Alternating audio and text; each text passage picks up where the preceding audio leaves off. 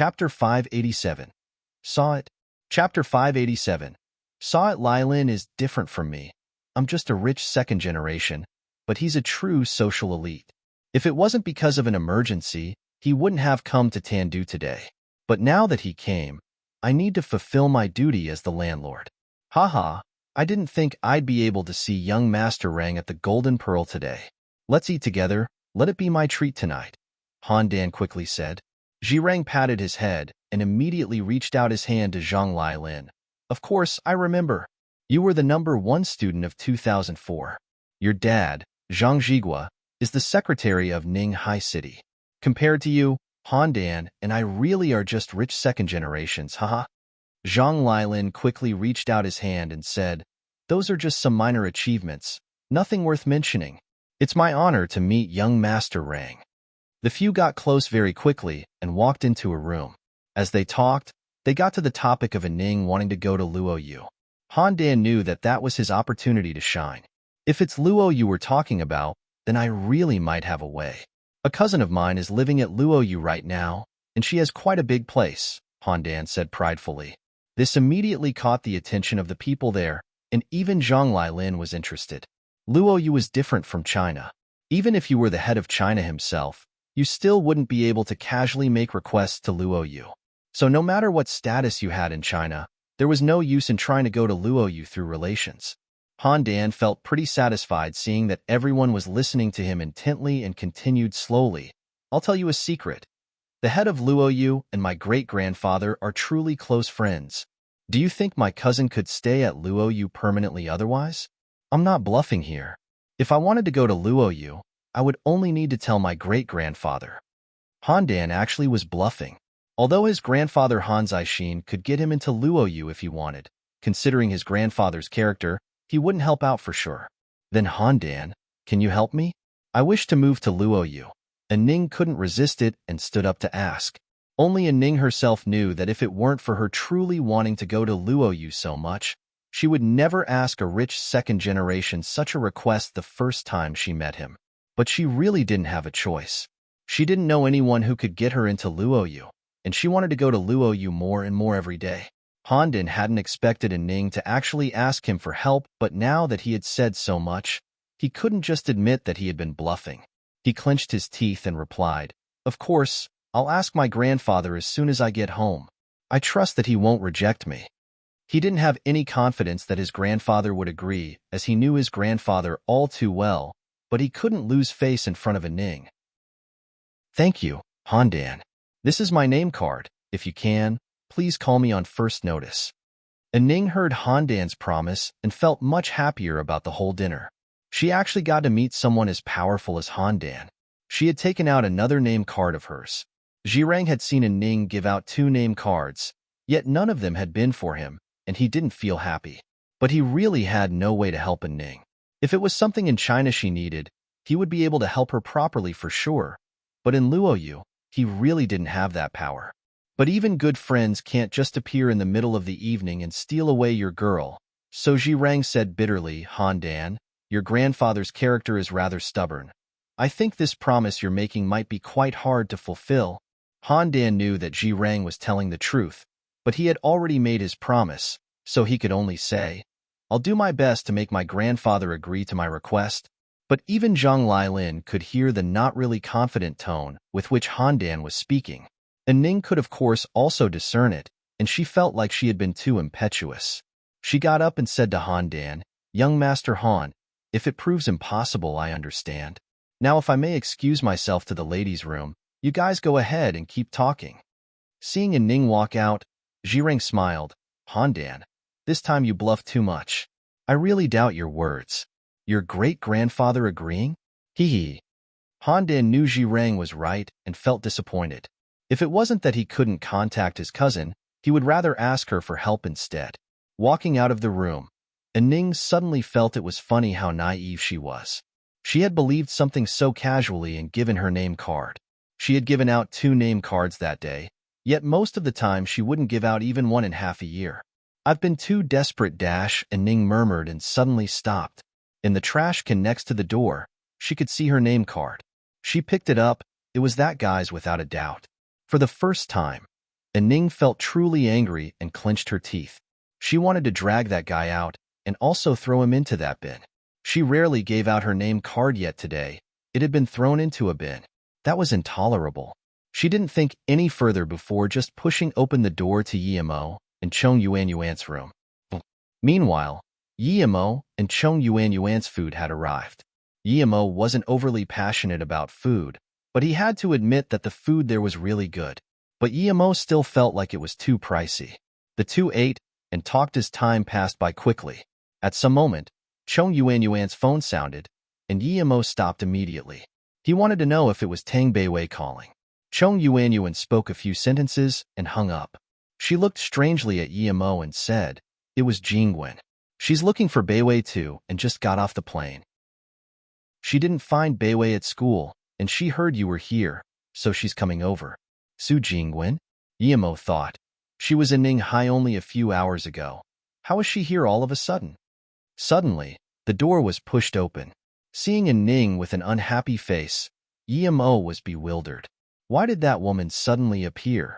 Yimo thought of the name card he had thrown away and scanned his spirit sense out. The card was gone indeed.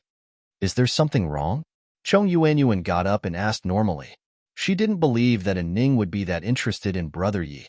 Brother Yi had a certain indescribable temperament to him, but it wasn't to the degree where it would make women like a Ning actually chase him. You really aren't a gentleman, are you? I gave you my name card, and it's fine if you don't want to call me, but why would you throw it into the garbage can? Yimo blushed. He felt awkward and sighed to himself. Why didn't I just throw the card into my ring?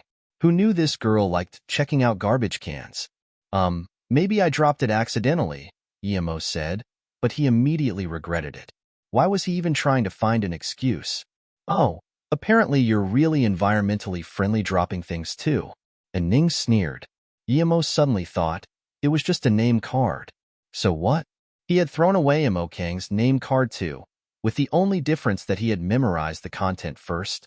And Ning, what are you doing there? A voice sounded. Chapter 588. Eyes. Chapter 588. Eyes. The doors opened, and Han Dan and company saw Ning stand at the door of Yimo's room. Jirang, you guys go eat first. I'll eat over here. This person said he would be treating me to a meal, and Ning pointed at Yimo casually. Noticing that Jirang still wanted to say something, she waved her hand and said, "That'll be all." Jirang didn't dare rebuke her, but he still said shamelessly, "Then why don't you join our table? It'll all be on me." Perhaps because these people were used to doing whatever they wanted. Jirang waved at the waiter before Yimo and Chong Yuan-Yuan could even agree. When did I agree to join tables with you? Chong Yuan-Yuan was unhappy that she couldn't even peacefully treat Yimo to dinner. It's you? No wonder Jingwen said she was going to Tandu out of nowhere. It was because you're here and you're eating with another girl. I wonder what Jingwen would say if she saw this. Zhang Lilin also noticed Yimo at that moment. Jingwen, this way. At the same time, Chong Yuan-Yuan saw Su Jingwen and called out. Yimo noticed that Su Jingwen was very fatigued and realized that she must have come overdue to him. And Zhang Lilin in turn probably came due to her. Yimo felt guilty but didn't know what to say to Su Jingwen. He had already married Ning Qingxue, and Su Jingwen knew that, yet she had still chased over. What could he say? Yimo, Su Jingwen walked up to Yimo and called out to him while her sadness was evident. In Yimo's heart, Su Jingwen had always remained the friend he could talk well with even when he was very desolate. Su Jingwen had never looked down on him and would never talk to him with such a wrong tone. Yet as soon as she arrived, she expressed her wrong feeling. Yimo sighed. He only had Ning Qingxue and Luoying in his heart. There were a lot of good women in the world, but he couldn't accept them all. Jingwen, have a seat. I rushed over here because I didn't get news of Beiwei, Yimo hesitatingly explained. And Ning suddenly realized, no wonder this young man didn't seem to notice me. He had such a pretty girlfriend. Jingwen's appearance was no lesser than hers, and she was even better than her in some aspects. But what Ning didn't understand was that since Su Jingwen was so perfect, what reason could there be for her to feel so wronged following the young man? Jingwen. Zhang Lilin saw Su Jingwen sit next to Yimo, and his face went pale. His feelings towards Su Jingwen were genuine, but the moment he had seen Yimo there, he knew why Su Jingwen had come over from Ninghai and gone on the same plane as him. He had lost to some random young guy. And Ning looked at Su Jingwen, and then at Yimo and Zhang Lailin, and suddenly understood what was going on. She really wanted to spit in Yimo's face. Someone as beautiful as Su Jingwen had dropped her dignity to come chase Yimo, yet Yimo was still being hesitant. As everyone talked, the waiter served all the food. You must be tired having come all the way here from Ninghai, right? This song tree du swan liver is a bit average, but it's still edible, Yimo said. Seeing Yimo stay and talk, Su Jingwen breathed a sigh of relief. At least he hadn't left as soon as he saw her. Seeing Yimo take away the most expensive dish, Zhirang was quite unhappy, but Su Jingwen was a pretty lady, so he couldn't say too much. Only Ning was clearly not too happy. Since you wanted to join the table, then hurry up and eat. We won't be waiting for you, Yimo said. Although they didn't mind such a small amount of money, they were still paying for the meal. So Zhirang and Handan reached out to the food they liked. Ning finally sat down, and only Zhang Lailin seemed like he had lost his soul. Brother Yi, I heard Beiwei say that she would be going to Luoyu in a few months. Is that true? Chong Yuan said casually, but this immediately caught the attention of everyone at the table. Yimo didn't care and nodded. Yes, if it wasn't for her still having some business to take care of in Ninghai, she would be going over now. If you want to go to Luoyu too, you can go with Beiwei. Why not move your parents there as well? I could go too. But I heard that after the war, it has become much harder to get into Luoyu. Could I really go? Chong Yuan exclaimed joyfully. Beiwei rarely told her about Yimo, so she didn't know that Luoyu was Yimo's. Of course. Jingwen, you can come too if you want. Yimo smiled. Su Jingwen smiled sweetly. I was planning on going to Luoyu, but I was afraid you wouldn't want it, so I didn't ask. Why wouldn't I want it? The more people I know go to Luoyu, the better.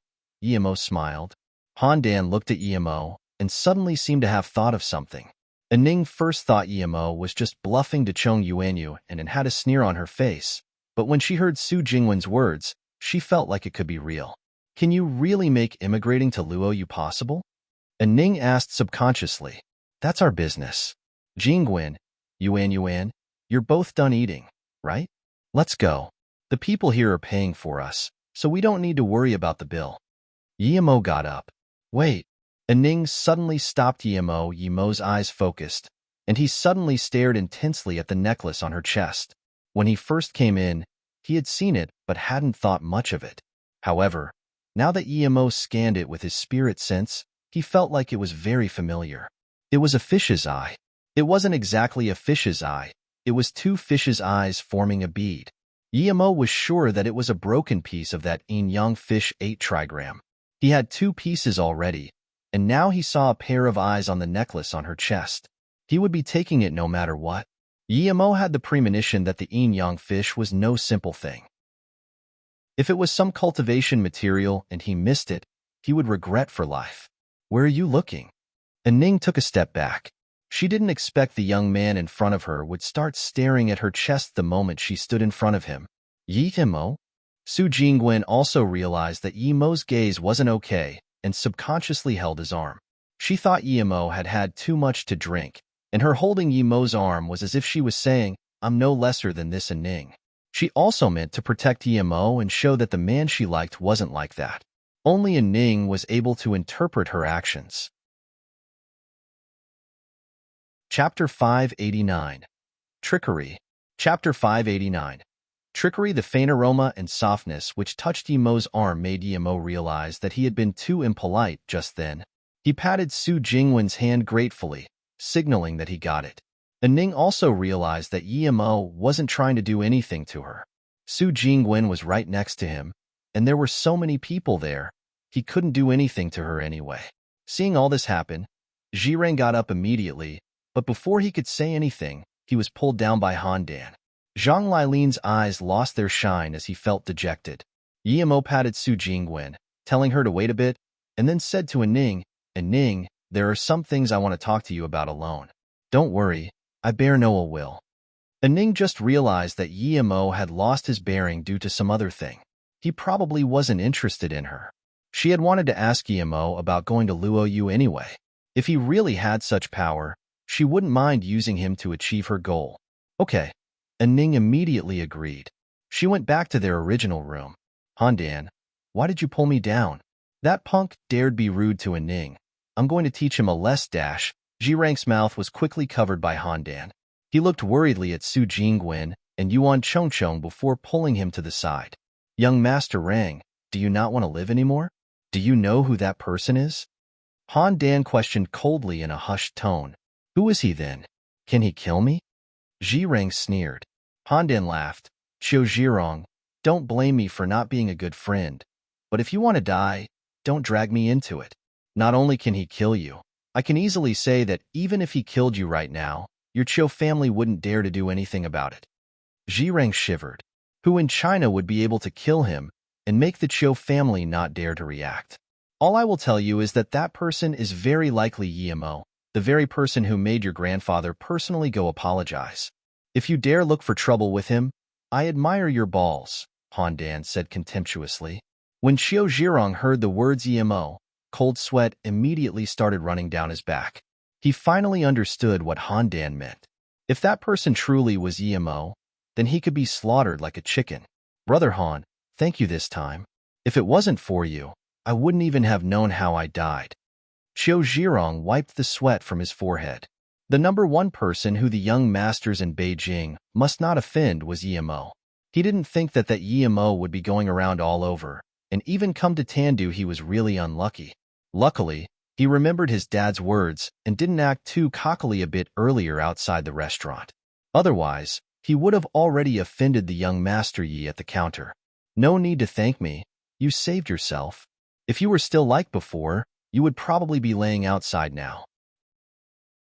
Handan felt very satisfied about Zhirong owing him now. Handan, should we leave right away? Qiu Zhirong just wanted to leave the place as fast as possible.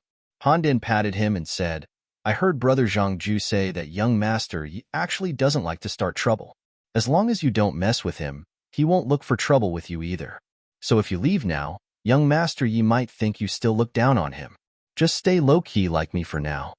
Then, Handan said quietly, the other day, your Qiu family's Qiu Zhizha cockily tried to attack young Master Ye's friend, and in the end, you understand. Seeing Qiu Zhirong keep nodding his head, Handan continued, that Ning really is pretty, and young Master Yi pulled her to the room next door. What do you think they will be doing that can't be heard by others? Young Master Yi must want her, so you must not look attracted to her in front of him. And also that Jingguan, don't take so much as one extra glance at her.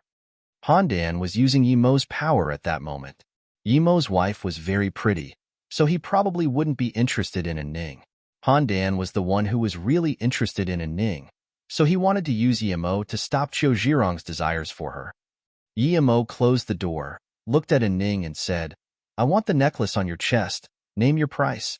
Yimo knew he sounded arrogant, but he simply had to get that necklace no matter what. You. And Ning blushed and wanted to rage. What was up with this guy? Although her pearl necklace was expensive, it wasn't unbuyable. What did this guy really want? It didn't seem like he was trying to get her. Do you know how rude it is to ask for a necklace a girl wears on her chest? And do you know how much this necklace costs? And Ning's tone wasn't as good as before. In her eyes, Yimo couldn't be that rich when he rode in a girl's Toyota. Yimo smiled. I don't know how much money you want, but if I pay 10 million, that should be the most that necklace is worth. And Ning was dazed. She hadn't imagined Yimo would be that rich, but she didn't want to sell it for 10 million. Her necklace was worth 3 million, and together with the small fish piece, it was worth around 8 million. I'm talking US dollars here, Yimo added. You're that rich? And Ning was really shocked. 10 million US dollars, even Zhirong wouldn't be able to take out that much. No one she knew could casually take out 10 million, not even if it was 10 million renminbi. Who was this person, and how was he this rich? If you want, I can even let you keep the pearl necklace. I just want the eyes of the yin-yang fish, Yimo added. And Ning just reacted and looked at Yimo in shock. How do you know that that's a yin-yang fisheye under the necklace? Yimo was dazed. Right? How did he know? He couldn't really say. I scanned it with my spirit sense, right? Instead, he quickly said, I saw it accidentally when you bent over once. What? When did she bend over? Was it really an accident? And if this guy had seen the fisheye, wouldn't he have seen other things too? Seeing Ning be silent, Yemo could only say, it's not good for girls to wear fish eyes, so if you agree, I can give you a smaller diamond instead. It's much prettier than that. What? And Ning was dazed again. But before she could come to terms with it, Yemo took out a diamond a little larger than a soybean and threw it in her hand. And Ning looked dazedly at the huge diamond in her hand. She had never seen a diamond that big. From the bottom of her heart, she felt like the diamond was much better than the fish eyes. But her grandpa had given her the fish eyes. She didn't really want to give it away. Seeing that Ning was still hesitating, Yemo spoke again. The fish eyes are yin-yang fish eyes. Don't you feel scared wearing that stuff at night? I heard these ancient things have a strange magic to them, and I might not be scared, but aren't you? Although she knew Yemo was just scaring her, she did really start being a bit afraid. Just as Yemo was about to keep speaking, Ning took the diamond and said, it seems like you're not that simple at all, being able to take out 10 million US dollars in such a big diamond. Chapter 590. Tang Beiwei's Encounter. Chapter 590. Tang Beiwei's Encounter. Yemo made up his mind that if Ning still disagreed, he would agree to give her 20 million as well as a luminous pearl. However, Ning said, I know you want this yin-yang fisheye really badly, but there's no need to trick me. I agree to trade with you, but I don't need your dollars. I think this diamond is enough. Since you want this fisheye so much, though, I'm sure it's no ordinary thing. Hence, I have a few extra conditions. Yemo blushed. He didn't expect the woman to be so astute. Weren't diamonds supposed to be the killers of women? How was Ning still this calm? What Yemo didn't know was that his words had actually succeeded. If this fish eye wasn't as scary at night as Yemo made it out to be, Ning probably wouldn't be willing to trade. Tell me, Yemo said casually. Ning said coldly, first of all, I understand that you have quite the capabilities, so you must allow me to migrate to Luoyu. Secondly, tell me how you knew it was a yin-yang fisheye when you glanced at it from that far away. Thirdly, you must tell me why you want this necklace.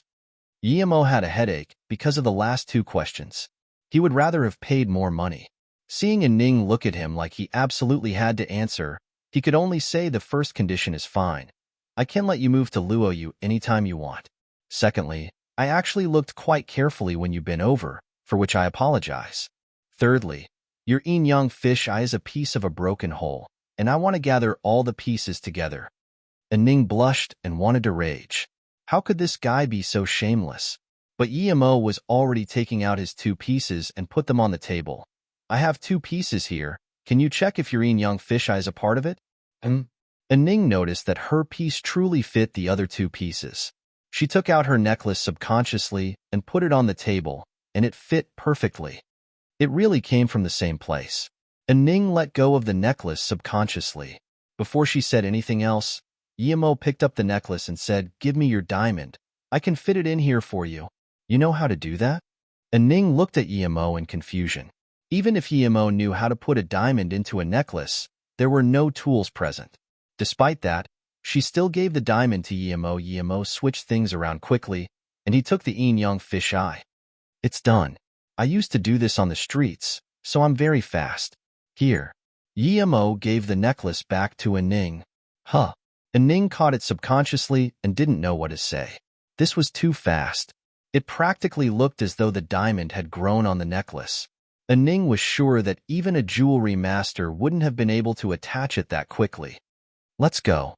As for going to Luoyu, just call this number and tell her that Yemo said to take care of it. Yemo gave Yu Miaodon's number to Ning. Looks like Beiwei is back.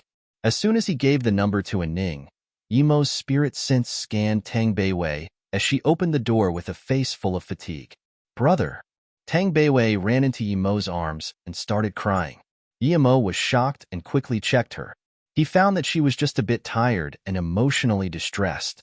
He quickly patted her shoulder and said, Don't worry, just slowly tell me what happened. Su Jingwen and company also came out.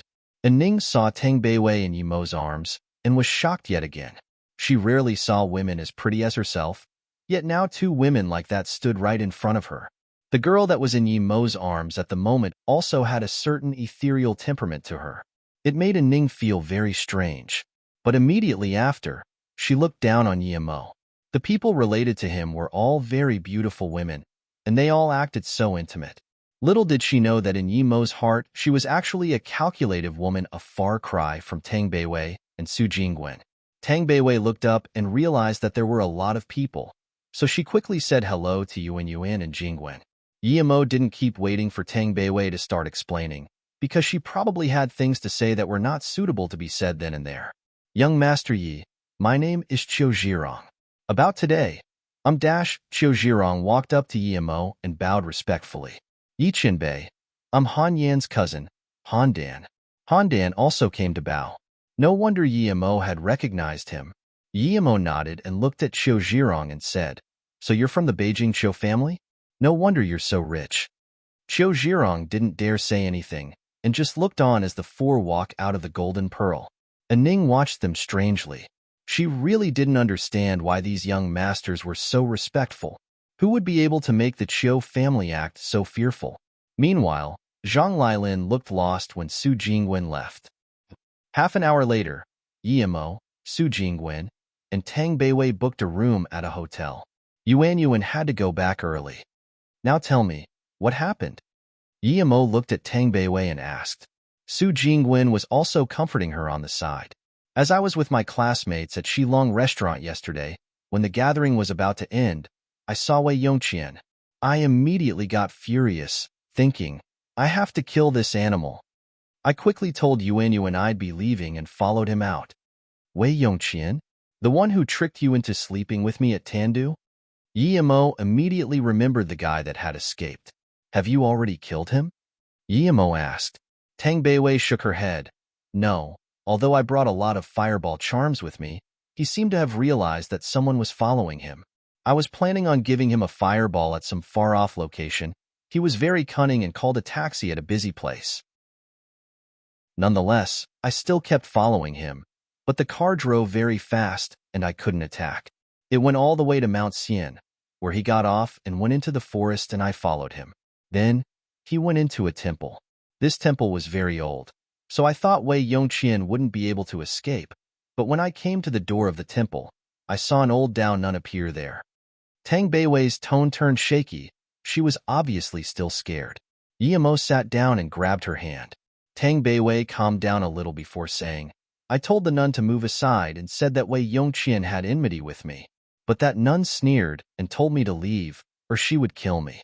But I hate Wei Yongqian to the bones, so I wasn't going to let him go. I shot a fireball charm at him, but that nun easily grabbed the charm, and it turned into dust. Chapter 591. Battered Temple.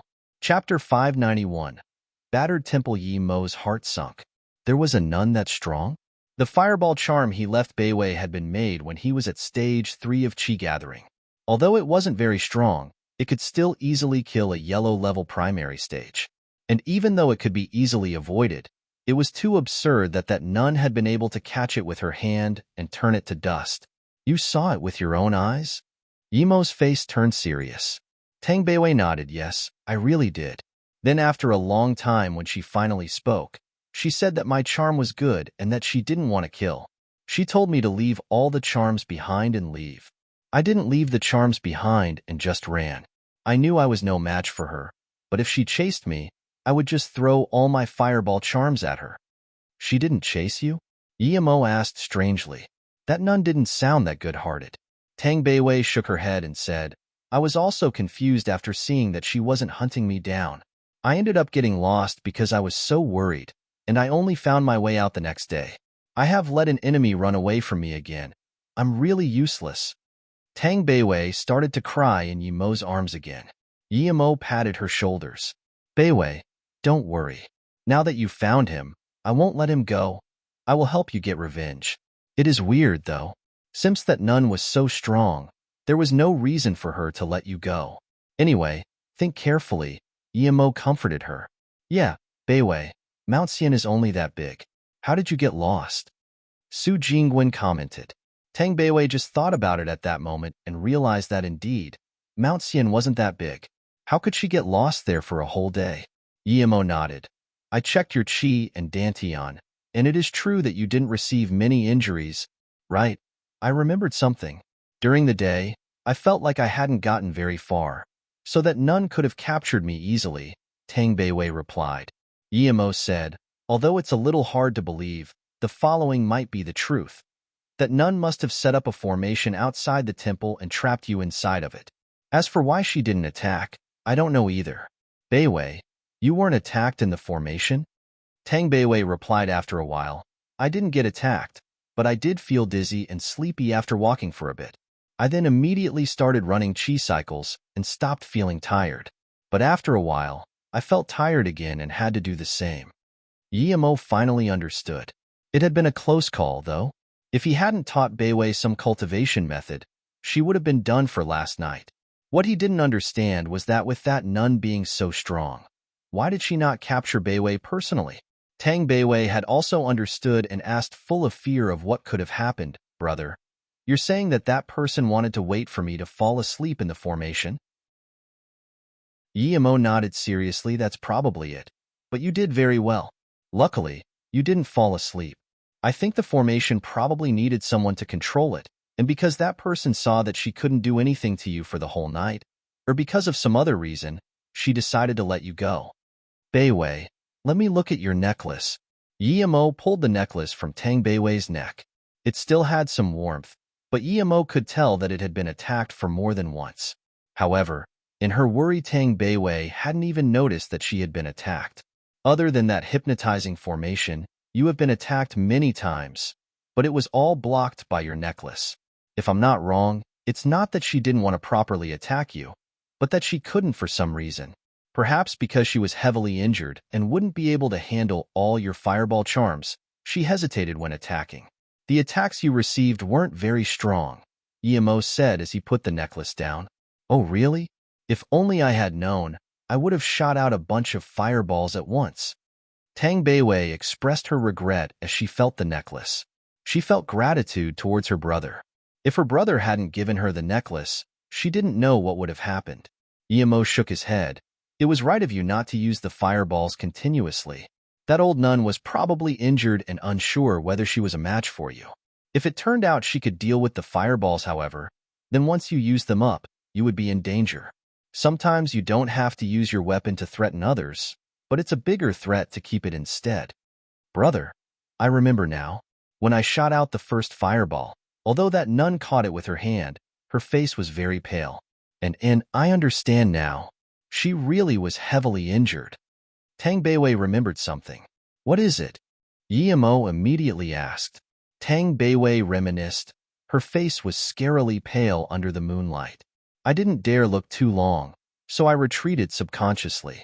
Then, I seemed to see her shadow moving on the ground. I was very scared and thought it was the wind. But now that I think of it, how can the wind make a shadow move? She must be heavily injured, yet still have forcibly caught my fireball charm, and then used her inner qi to suppress her wounds. Yes, that must be it. Yimo and Su Jingwen also believed that Tang Beiwei's guess would be right. The three talked a bit more before Tang Beiwei and Su Jingwen went to rest. Tang Beiwei was very tired and fell asleep as soon as she got in bed. But Su Jingwen tossed around and around, unable to fall asleep. Su Jingwen suddenly thought that it seemed like Yimo would be going away for a while soon, so she suddenly wanted to talk to Yimo privately. She thought about how she had had the courage to hold Yimo's arm today, and her heart beat fast. In the past, she wouldn't have had that courage for sure. But as she saw Yimo less and less, Su Jingwen felt at a loss. Looking at Tang Beiwei, who was already asleep, Su Jingwen got up like a thief and carefully walked to Yimo's door.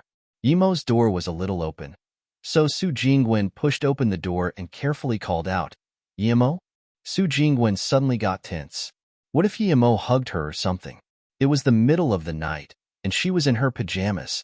She just wanted to talk to Yimo as there were many things she had been wanting to ask Yimo about, but ever since Yimo left Ninghai, she hadn't had the chance to talk to him privately. Su Jingwen felt like something was wrong. She knew of Yemo's sensitivity. He wouldn't possibly not be able to hear her call. Su Jingwen turned on the lights and found the room to be empty. She subconsciously went to the bathroom, and there was no one there either. Yemo had gone out. Su Jingwen felt disappointed, yet also relieved at the same time. It was so late, though. Where could he have gone? Su Jingwen sat on Yemo's bed in deep thought and fell asleep. Of course Yemo had gone to Mount Xian. If he didn't get back at that nun for harming his sister, he wouldn't be able to sleep. It was just as Tang Beiwei said. There was a tattered temple on the mountain. Yemo walked in, but there was no one there. He could only hear the occasional howl of some animal and nothing else. Yemo scanned his spirit sense around the temple, and there was some dark blood marks, so it seemed like whoever lived there was heavily injured indeed. Just as Yemo wanted to go outside to check if there were any signs of a formation set there, a white, ghostly figure slowly floated towards the temple.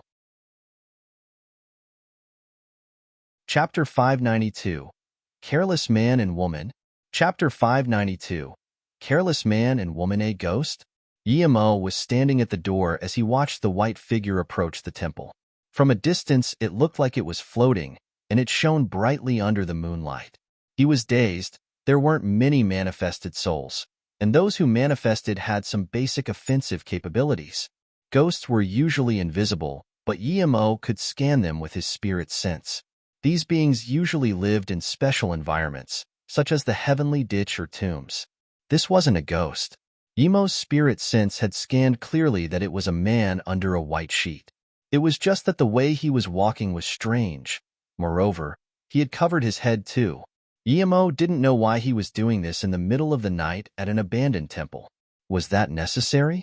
He seemed younger than 30, and he had lost a finger on his left hand. "Not here," the man said to himself after seeing there was no one at the door. But after this, he pulled out a dagger from his waist and scanned the temple. Then, he kicked a broken mat and cursed, F***ck. I came here for nothing. Afterwards, he took out a phone and called someone. Not long after, another person came there. This person was like the man before, carried a knife and a white sheet. But this time it was a woman, a robust woman. "What happened?" she asked. "Ran away. What a loss." The man cursed. "I told you to come earlier, but you wanted to come at this time." That man looked rich. He must have been forced to stay here because of an enemy. "Look at the things he bought in Mount Xian. It's stacks of red notes," the woman complained. Yemo immediately realized that they were probably talking about Wei Yongqian. He probably left during the day and bought some items in the city at Mount Xian. Hence, the couple had seen that Wei Yongqian was wealthy and wanted to rob him. They followed him to the mountain, but since they couldn't really make a move during the day, they came at night. However, Wei Yongqian was gone. They probably used the white sheets to scare him too. The woman had stayed down there to catch Wei Yongqian in case he tried to escape. F***ck. We lost a great deal. If we had managed to get him, we could have lived freely for a long time. F***ck. Demi, let's have some fun. The man put the sword away and laughed at the woman. Yemo felt disgusted. This guy was really careless. He felt like doing that in such a place. The robust woman sneered. P***soft. We didn't get the money today. I'm not letting you. Hee Demi. Why are you being like this? You know every time I give you the best. When we get more money in the future, I will still give you the best. Then, the man grabbed the woman towards him. The woman didn't reject him this time. The two of him quickly took off their clothes. They went on to the only table in the temple and started panting heavily. The man looked ferocious, but finished very quickly. The woman said unsatisfied, "If next time you will only do this, don't bother touching me." Then, she kicked the table unhappily. Yemo, who was going to leave, suddenly stopped. He had heard the kick on the table, but it sounded hollow underneath. Yemo reached his spirit sense down and found that he indeed had missed something before. There was earth under the table, but under the earth there was a lid. Yemo reached his spirit sense down even more, and he found a hole under the lid. This meant that there was an underground room. The two finished up and started getting dressed themselves. Then, that man suddenly shivered and said, "Demi, why do I feel like there's someone blowing cold air on my neck? It's so cold." The woman was putting on her pants and sneered, "You're too useless, leaving me hanging like this. Don't touch me again if you're scared of the cold." Emo heard the man's words and scanned his spirit sense over. He was dazed. He really did find a ghost this time. There was a faint ghost standing behind the man. It was clenching its teeth, but it was too weak, so it could only blow some cold air. Emo saw the ghost and knew that Ghost's death was related to the man. If one did too many bad things, they would encounter ghosts indeed. Emo wouldn't intervene. He wanted to see what the ghost would do. "It's real." I felt cold air blowing onto my neck again. The man's tone was shaky. The woman was about to reply, but then she saw the white cloth slowly raise in the air, as if picked up by an invisible person. There was no wind. "Ah, cielo cloth." The woman couldn't stay calm anymore. She pointed at the cloth and wanted to run, but her legs weren't moving. "Cloth? What ar dash?" The man turned around and saw the white cloth coming at them. "Ia." The couple dropped on the floor unconscious because of fear. Emo shook his head. If they had been bold enough, they could have just ignored the cloth. If the two of them ignored it, the ghost wouldn't have been able to do anything to them. However, the ghost was a victim and Emo didn't intend to burn it. He walked out and kicked the couple out of the temple. Emo ignored the ghost and approached the table in order to open the tunnel. But the ghost floated over to his side, so Emo turned around and said coldly to the ghost, "I can see that you're pitiful, so I will let you go. But if you get in my way, then I will certainly do something about it." Emo felt the ghost shiver after he said that, but he still didn't leave. Instead, it emanated a feeling of gratitude. "Do you know me?" Emo didn't know why he would get that feeling from the ghost and asked.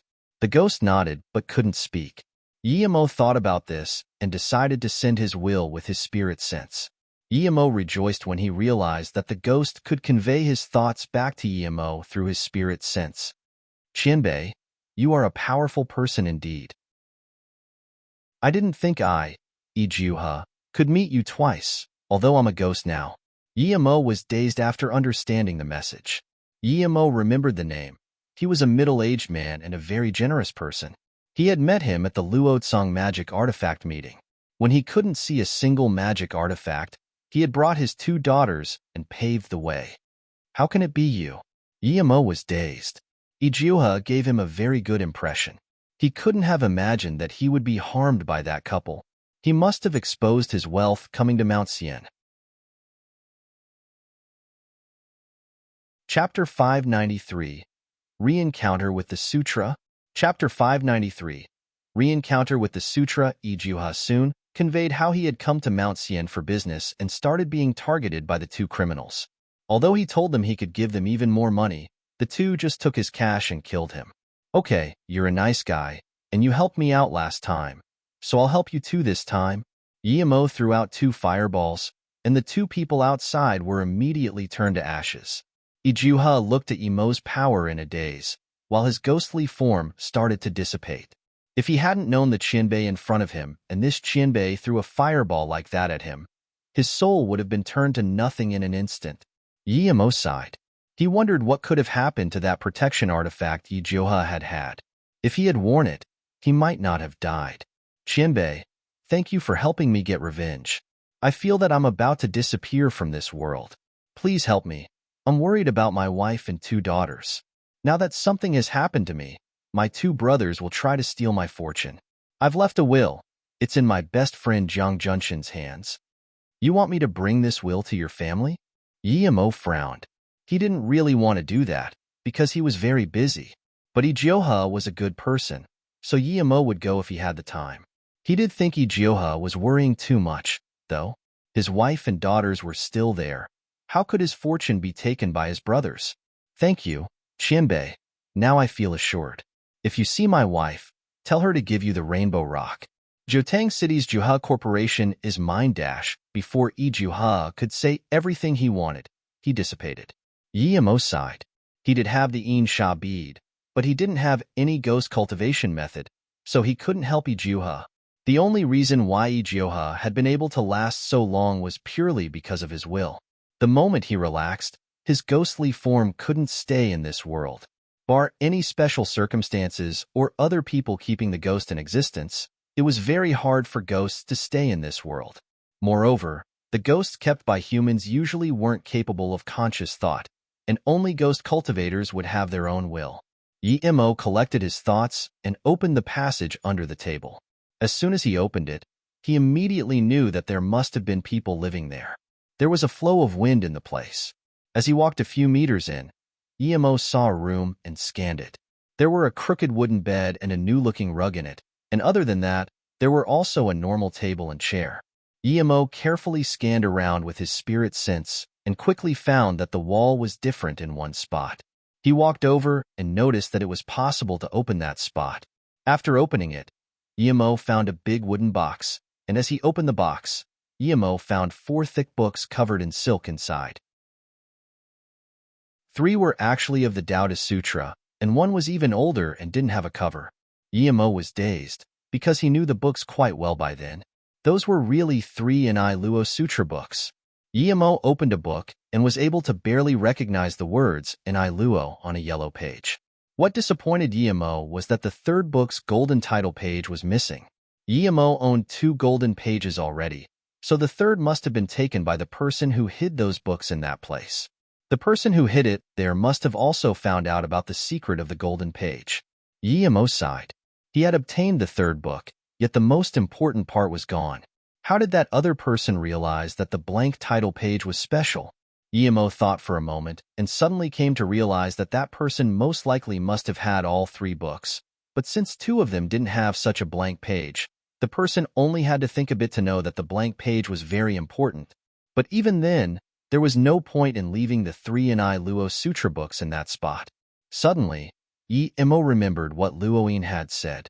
It was a martial ant from their sect who probably took the Luo Sutra, and she was halfway the Great Heaven State.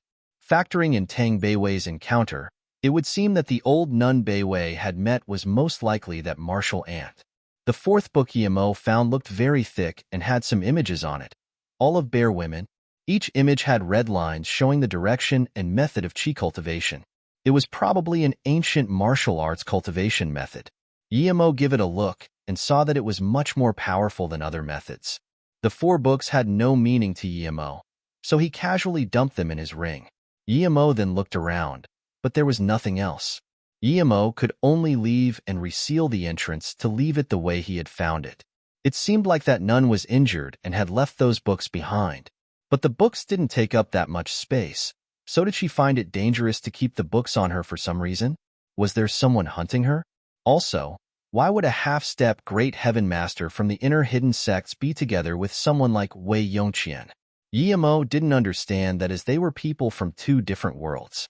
In the meantime, it had become almost daylight, so Emo quickly left the broken temple. Emo came back to the hotel only to find Su Jingwen laying on his bed. Why was she sleeping there? Ah, you're back. Su Jingwen heard the sound of the door closing and woke up, and when she saw Emo look at her strangely, her face blushed as she thought about what happened the night before. She quickly started to explain. I came to talk to you last night, but you were gone, so I ended up falling asleep here. Emo understood and smiled. Go ahead and keep sleeping then. I'm not tired. Su Jingwen quickly said, it's already day. I'll be leaving. When Tang Beiwei got up in the morning and didn't see Su Jingwen, she called for her but didn't hear a reply. When she walked out of her room and didn't find her in the living room either, she thought, where did she go this early in the morning? And why didn't she wear her coat? At that moment, Emo's door opened, and Su Jingwen walked out of his room in her pajamas. She saw Tang Beiwei and smiled. Morning Beiwei, Yum. She just realized that she was walking out of Emo's room in the morning, and Beiwei was seeing her like this. What would she think? Sister Jingwen, you slept with my brother last night? Tang Beiwei asked subconsciously. While Beiwei, it's not what you think. Your brother wasn't there last night. I slept. Su Jingwen stuttered. Emo walked out at that moment and stood behind Su Jingwen. Su Jingwen didn't keep explaining but quickly ran back into her room to change clothes. Beiwei, after we have breakfast, I will send you and Jingwen back to Ninghai. Emo didn't feel safe about having them there with that old nun nearby. Brother, I'm really surprised. Tell me, last night, did you and Sister Jingwen? Tang Beiwei uttered quietly. Yemo smiled helplessly. Beiwei, don't say that. Nothing happened between us. Oomph. Brother, you with slept sister Jingwen, so you need to take responsibility for her. You live in Luoyu anyways, so it's fine if you have more than one wife. Sister Jingwen is so pretty. It's not like you're losing out. Tang Beiwei suddenly raised her voice. Su Jingwen heard her by the door and felt embarrassed. She wanted to hear what Yemo would say, so she didn't open the door. Yemo sweated. He never knew his sister had such a side to her. Yemo didn't want things to get more complicated, so he cut it off.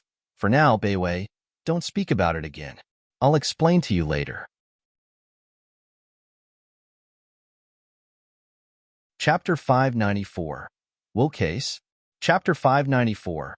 Will Case. Jutang City was the biggest city in Hedong Province.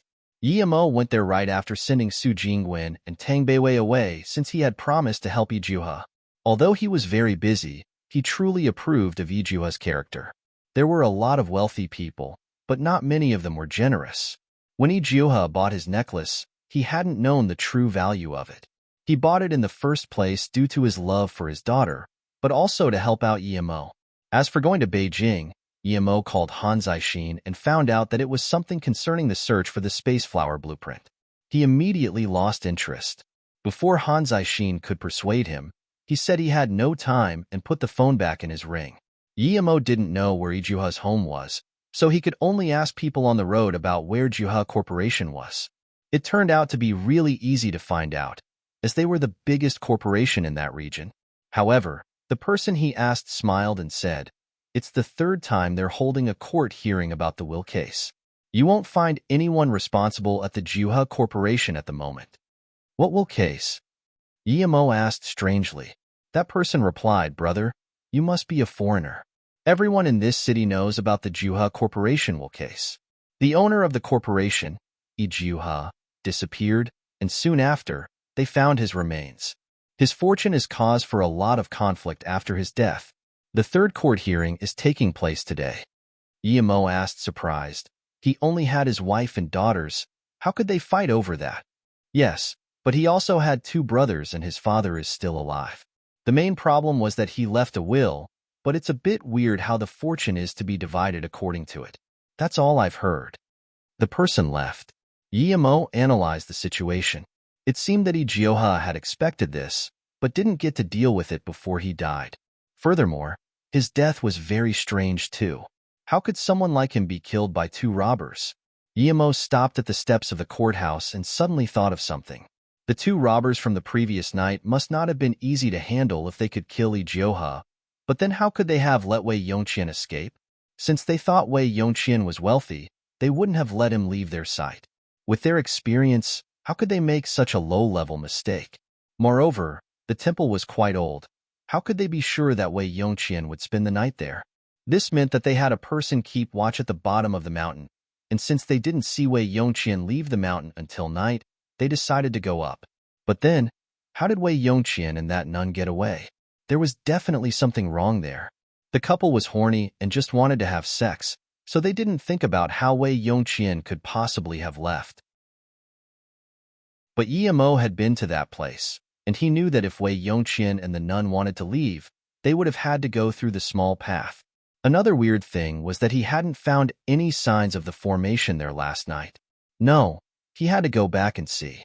After all, it involved the golden page. Thinking about this, Yemo no longer was in the mood to go to the court. He could ask someone to help with Ijuha's case, but he had to go and look for the nun and the golden page himself. Just when Yemo was about to leave, the door opened and people got out. Yemo immediately saw Ijuha's 2 daughters. They were helping a stressed-looking middle-aged woman walk. Next to them, there were 2 middle-aged men. One looked like Ijuha's wife, and the other one wore glasses. Since he had seen them, he thought he might as well go greet them. "You're that person who sold us the magic artifact."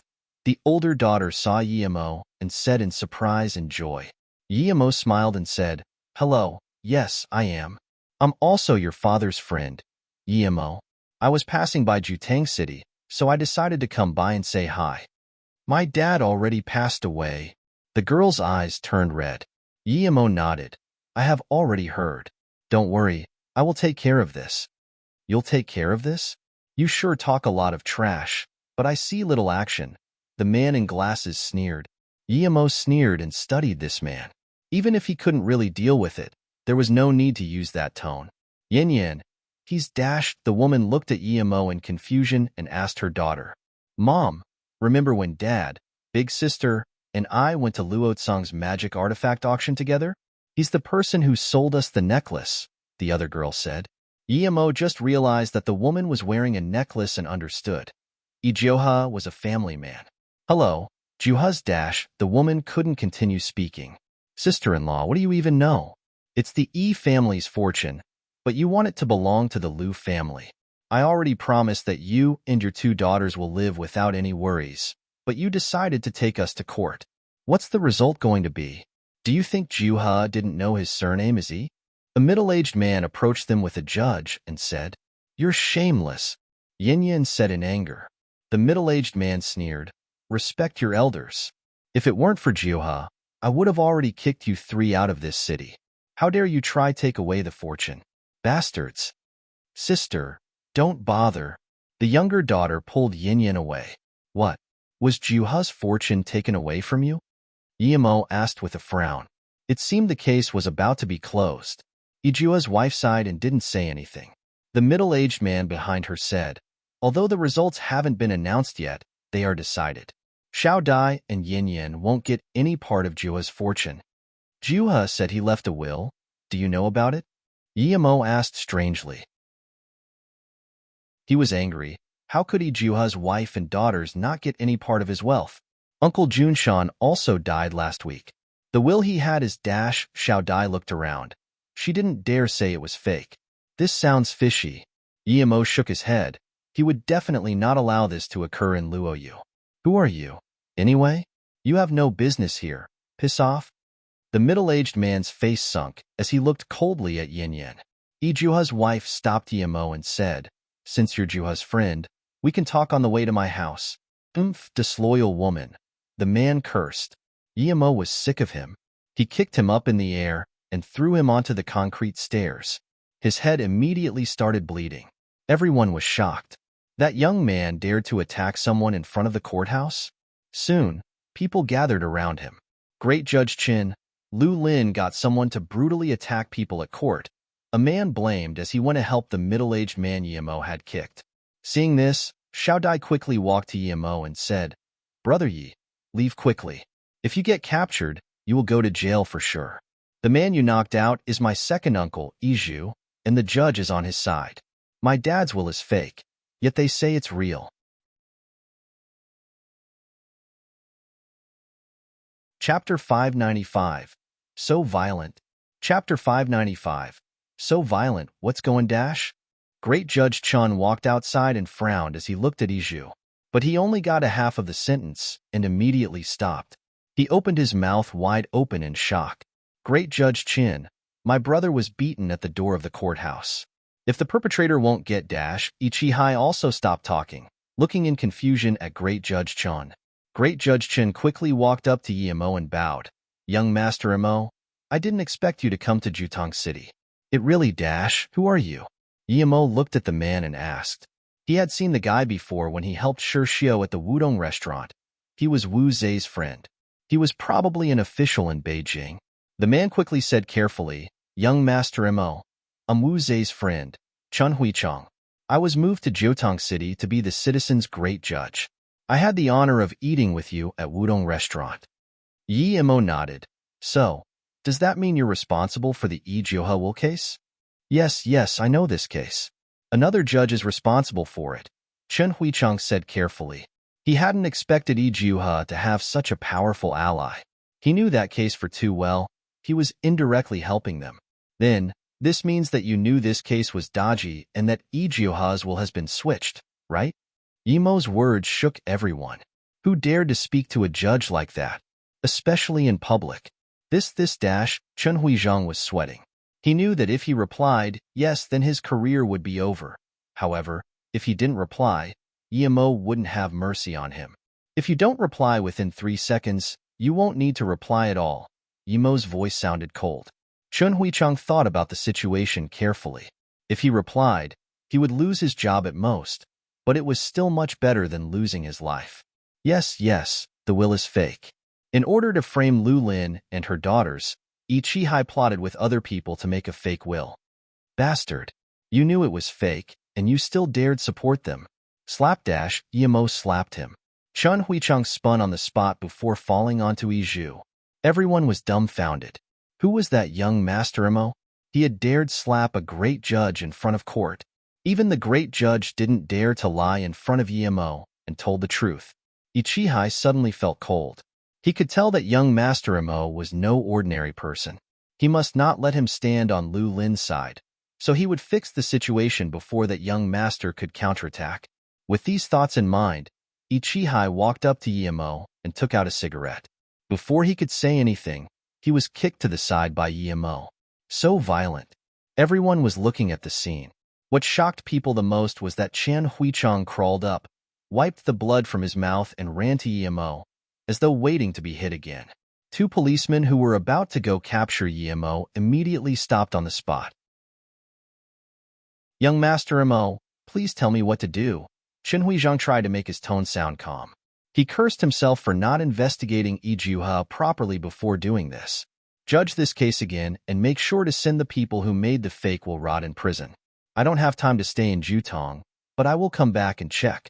If I'm not happy with what you did when I come back, then don't blame me for what I might do, Yemo said coldly. Chun Huizhang breathed a sigh of relief.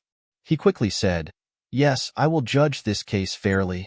Chen Huizhang seemed to want to say something else, but eventually didn't. Lu Lin's two daughters and the two middle-aged men were completely dumbfounded.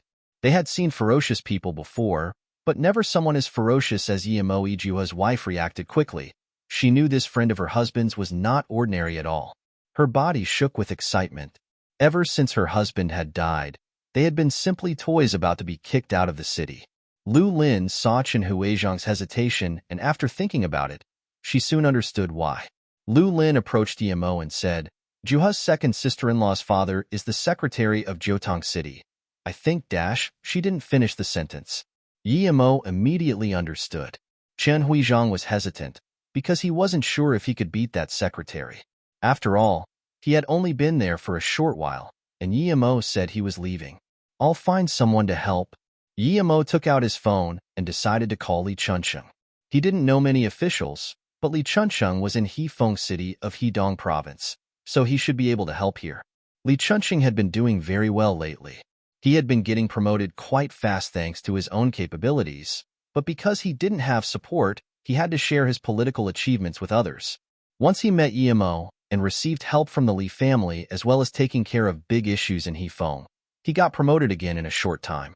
He was now the secretary of Hefeng City, a Hedong Province senator, and vice political secretary of Hedong Province. This meant that he was going to be the next secretary of Hedong Province. Li Chunsheng, who had risen like a rocket, was just eating with other senators after a meeting. At that moment, Li Chunsheng's phone rung. Only his family and a few special higher-ups could call his private number. But what shocked everyone was that as soon as he picked up, he immediately got up and seemed very respectful. Everyone was trying to guess who the caller was. It could only be a higher-up from Beijing. Yes, Li Chunsheng kept agreeing for a while, and then finally hung up. No one usually asked about these kind of calls, so Li Chunsheng decided to say, someone called to tell me about a will case in Jiutong City. Someone changed the content of a will in order to win over a fortune, and what is more, the judge confided with these people to frame the innocent. I need to go to Jiutong personally. What? For a mere will case, Li Chunsheng was going there personally? Who did this case involve? Seeing Li Chunsheng apologize and quickly leave the restaurant, everyone was shocked. He had given up the opportunity to talk with all of these province-level leaders for a case in Jiutong. Yemo put down his phone and looked at the man in glasses. He said, who is he? Lu Lin quickly said, let me introduce you. He's our lawyer Wang Yi, and this is my brother Lu Meng. Yemo nodded. I suspect that there might be something wrong with your lawyer. Chen Huichang, check if he's clean. Yes, young Master Emo. Chen Huichang had heard Yemo call Li Chunsheng. He knew that Li Chunsheng had become quite powerful, thus he spoke even more carefully. The man in glasses' expression turned bad, but he didn't dare say anything. Yemo left things to Li Chunsheng. He was confident he would be able to deal with it. The first thing he did after leaving Jutong was going back to that temple. Yemo searched the place carefully. There were indeed marks of a formation, but it had already been removed. When Yemo got back to the underground room, he immediately realized that he had missed some details the first time he came. Chapter 596. The Seven Stars of Beidou. Chapter 596. The Seven Stars of Beidou. The room was still there, but the wooden box Yemo had left on the ground was gone. He realized at once that people had come back after he left and just took the box. Yemo carefully searched around the room with his spirit sense. 10 minutes later, he finally spotted something. There was something protruding at the head of the entrance. Yemo pressed it, and something rumbled behind him. He turned around and saw a door appear on the stone wall. Yemo realized he had missed his best chance. When he first came there, perhaps Wei Yongqian and that nun had been hiding in the stone cave, but now it was too late. When he walked inside, he found out that it was a tunnel. Without a doubt, Wei Yongqian had gotten away through there. Yemo started looking around, and after a while, the door closed itself. He continued walking down the tunnel. 10 minutes later, Yemo had pushed aside a big rock and was standing at the end of the tunnel. It was a cliff, and below it there was river. Yemo was uncomfortable with the fact that Wei Yongqian escaped in front of his eyes. The main thing was that the golden page has been so close to him, however it was now gone. Yemo remembered that the nun was from the Ci Hang Jing Temple, and Ci Hang Jing was one of the 3 big sects of the inner hidden sections. Yemo then decided to go to the inner hidden sects, since he really wanted the last golden page. If he could gather the 3 of them and form a world, his accomplishments in the future would be unlimited. Perhaps, not even the strongest person on Luoyu continent would be a match for him. Although Yemo didn't understand a lot of things, it didn't mean he hadn't heard of it. His master Luoying had told him before that masters that cultivate to the extreme all have their own worlds. Those who cultivate to the extreme can ascend to the immortal realm, and they have worlds that exceed Luoyu continent itself. He was at stage 5 middle level now. Excluding those top-level Great Heaven Masters, he should be able to face any Ren Pingchuan level master. If I had a world dash, Yemo's heart was burning with desire. He didn't dare to keep thinking. At the Duanheng Ranges, in the Sea of Clouds. It was the second time Yemo went there. He had come there before to find the Duanheng 7 Stars. Luo Xian had told him that the entrance to the inner hidden sects was at the Tiankou position of the Duanheng 7 Stars. Duanheng was one of the younger ranges in the world. Yemo had been searching the ranges for 5 days, but he still couldn't find the 7 Stars, much less the Tiankou position. There were too many peaks there, and they were too similar. Moreover, they were hiding in the clouds, so it was really hard to find 7 peaks that looked like the 7 Stars. On the 6th day, Yemo decided to stop looking from the air. He went into the valley and started searching on the ground. On the 6th night, Yemo found a motorbike in a bush with some fuel still inside. There were some footprints in front of it. Yemo looked at them closely. They belonged to 2 people. He followed the prints for 10 minutes and eventually found a huge natural valley. The entrance was very small. After walking inside, Yemo immediately felt something was different. It was as though the valley was an entrance. Yemo looked around him. Although there were seas of clouds everywhere, he was shook. He clearly saw that under the sea of clouds there were 7 not very tall peaks. The valley had a spoon-shaped distribution. Duanheng 7 Stars? Yemo said subconsciously. No wonder he couldn't see it from outside. One could only see it from the inside. Yemo saw this and couldn't help but admire the wonders of nature. Now that he had found the 7 Stars, it was very easy to find the Tiankou position. He climbed to Tiankou's peak, where he found a stone with a 3-meter diameter in front of him. There was a person in the middle of the rock, to be exact, a dead person. It was a middle-aged man. His body was dry. There was not a single bit of blood in him. It was as though all of his blood had been sucked away. Yemo walked to the body and took out an identity document from it. He immediately knew who the man was. It was Wei Yongqian. So he had died there. There was no doubt. Yemo knew his death was related to that nun. It meant that she was returning to the sect, and made Wei Yongqian take her there before killing him. But even if Wei Yongqian had to die, there was no need to take out all of his blood. Was that nun a psycho? Furthermore, Luo Yin had said that the formation to the inner hidden sects had been closed. Hence, why did the nun bother making Wei Yongqian take her there? Yimo looked around. He had come from the cultivation realm and knew about formations, but he really didn't understand how the Beidou 7 stars worked. The large rock also didn't have anything special to it. Yimo walked to the middle of the big rock and stepped on it. It wasn't hollow inside. It was just like a normal rock. He scanned his spirit sense down but couldn't reach very deep. He subconsciously inserted his cultivation energy inside, but as soon as the two touched, his energy started getting sucked away uncontrollably. Yimo was shook. He wanted to leave the rock, but he was completely stuck. He couldn't move his arms or legs. Qi flowed like a river into the rock. Yimo started to sweat. If this continued, he would be sucked dry. Yimo looked at Wei Yongqian. Had he been sucked dry to death because of this? Yimo thought desperately of a way to escape. The only thing he could do was to use his remaining qi to charge at the rock and break free. But that way, he might get heavily injured due to the backlash. That bastard old nun. If she hadn't taken the third golden page, he wouldn't have ended up like this. Yimo gritted his teeth and knew that if he didn't try it now, he wouldn't have the chance to try it all. With these thoughts in mind, Yimo gathered all of the qi in his body and blasted it at the suction force, forcibly stopping the draining of his qi. The huge repulsion came, and Yimo flew back into the air, spitting blood before crashing heavily into a rock. Chapter 597. The Road is Narrow. Chapter 597. The road is narrow. Yimo couldn't help but curse. F*ck. He had smashed onto a rock, and not only was his left leg broken, but his chest was also smashed in heavily. The main thing was that he couldn't use his qi. Yimo's heart sunk. Something had even happened to his dantian.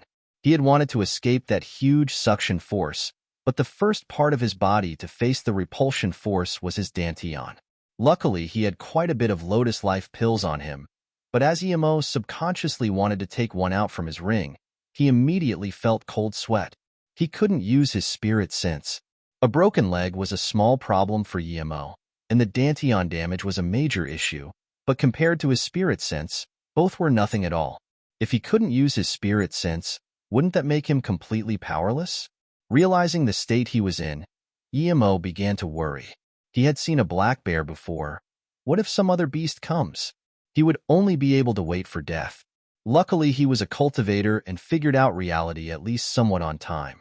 His state was much better than being sucked dry.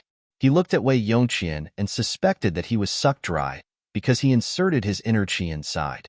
Or maybe that old nun had found him for the express purpose of getting him sucked dry so that she could enter the formation. If that was the case, there were people everywhere. Why take this Wei Yongqian?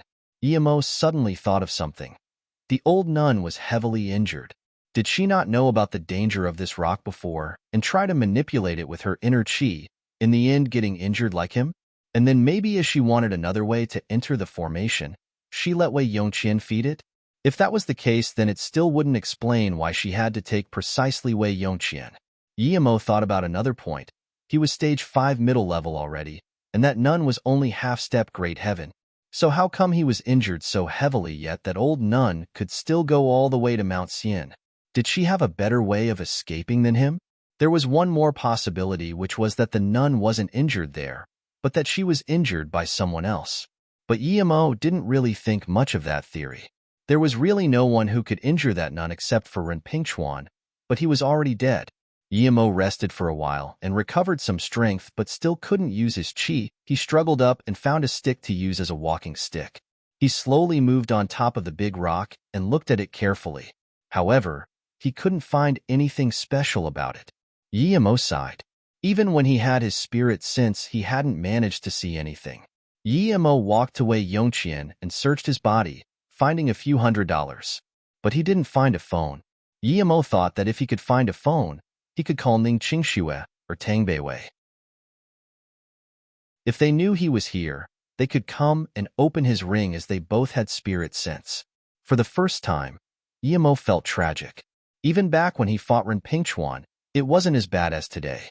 Yemo found some herbs and tied his broken leg to a stick before he applied the herbs and then rested easy.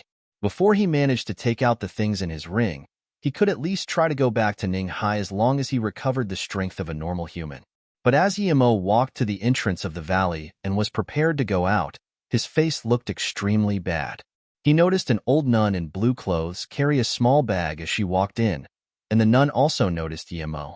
The two stared at each other for a long time without saying anything. But Yemo reacted fast. He pretended to be shocked and asked, "Master, I was on an adventure with a few friends in the Sea of Clouds, but we encountered a bear, and I was chased in here. How did you find this place, Master?" Yemo looked at the nun and knew that she might possibly be the old nun Tang Beiwei had talked about. He didn't expect her to still be there. Yemo cursed. If he had gone there 3 hours later, this nun would be a meal on a platter.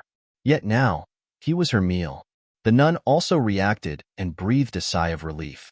No matter whether this guy's words were real or false, it seemed that only he knew about the place. It wouldn't be good if too many people knew about it. There was indeed a bear in the area, and she had seen it more than once, but she was still doubtful of Yemo's words. It was too coincidental to be true for Yemo to have found this place while running away. "Oh, I'm from Yinjing Mosque, and I need to gather some rare herbs, hence I came here. I didn't expect to be able to see anyone here. Did you encounter a black bear? That's really dangerous," the nun said with a worried face. Yemo studied the nun carefully. She was at most 50, and her skin was very pale, but her brows looked good. If it wasn't for the few wrinkles on her forehead, Yemo wouldn't be able to tell her age at all. Although he didn't have his spirit sense, he could tell that she was heavily injured like him, but she was still in a much better state than him. If they were to fight, Yemo was sure that he wouldn't be able to survive even one move. "Where is that bear? Would you meet it again if you were to leave?" the nun asked as the worry on her face got more intense.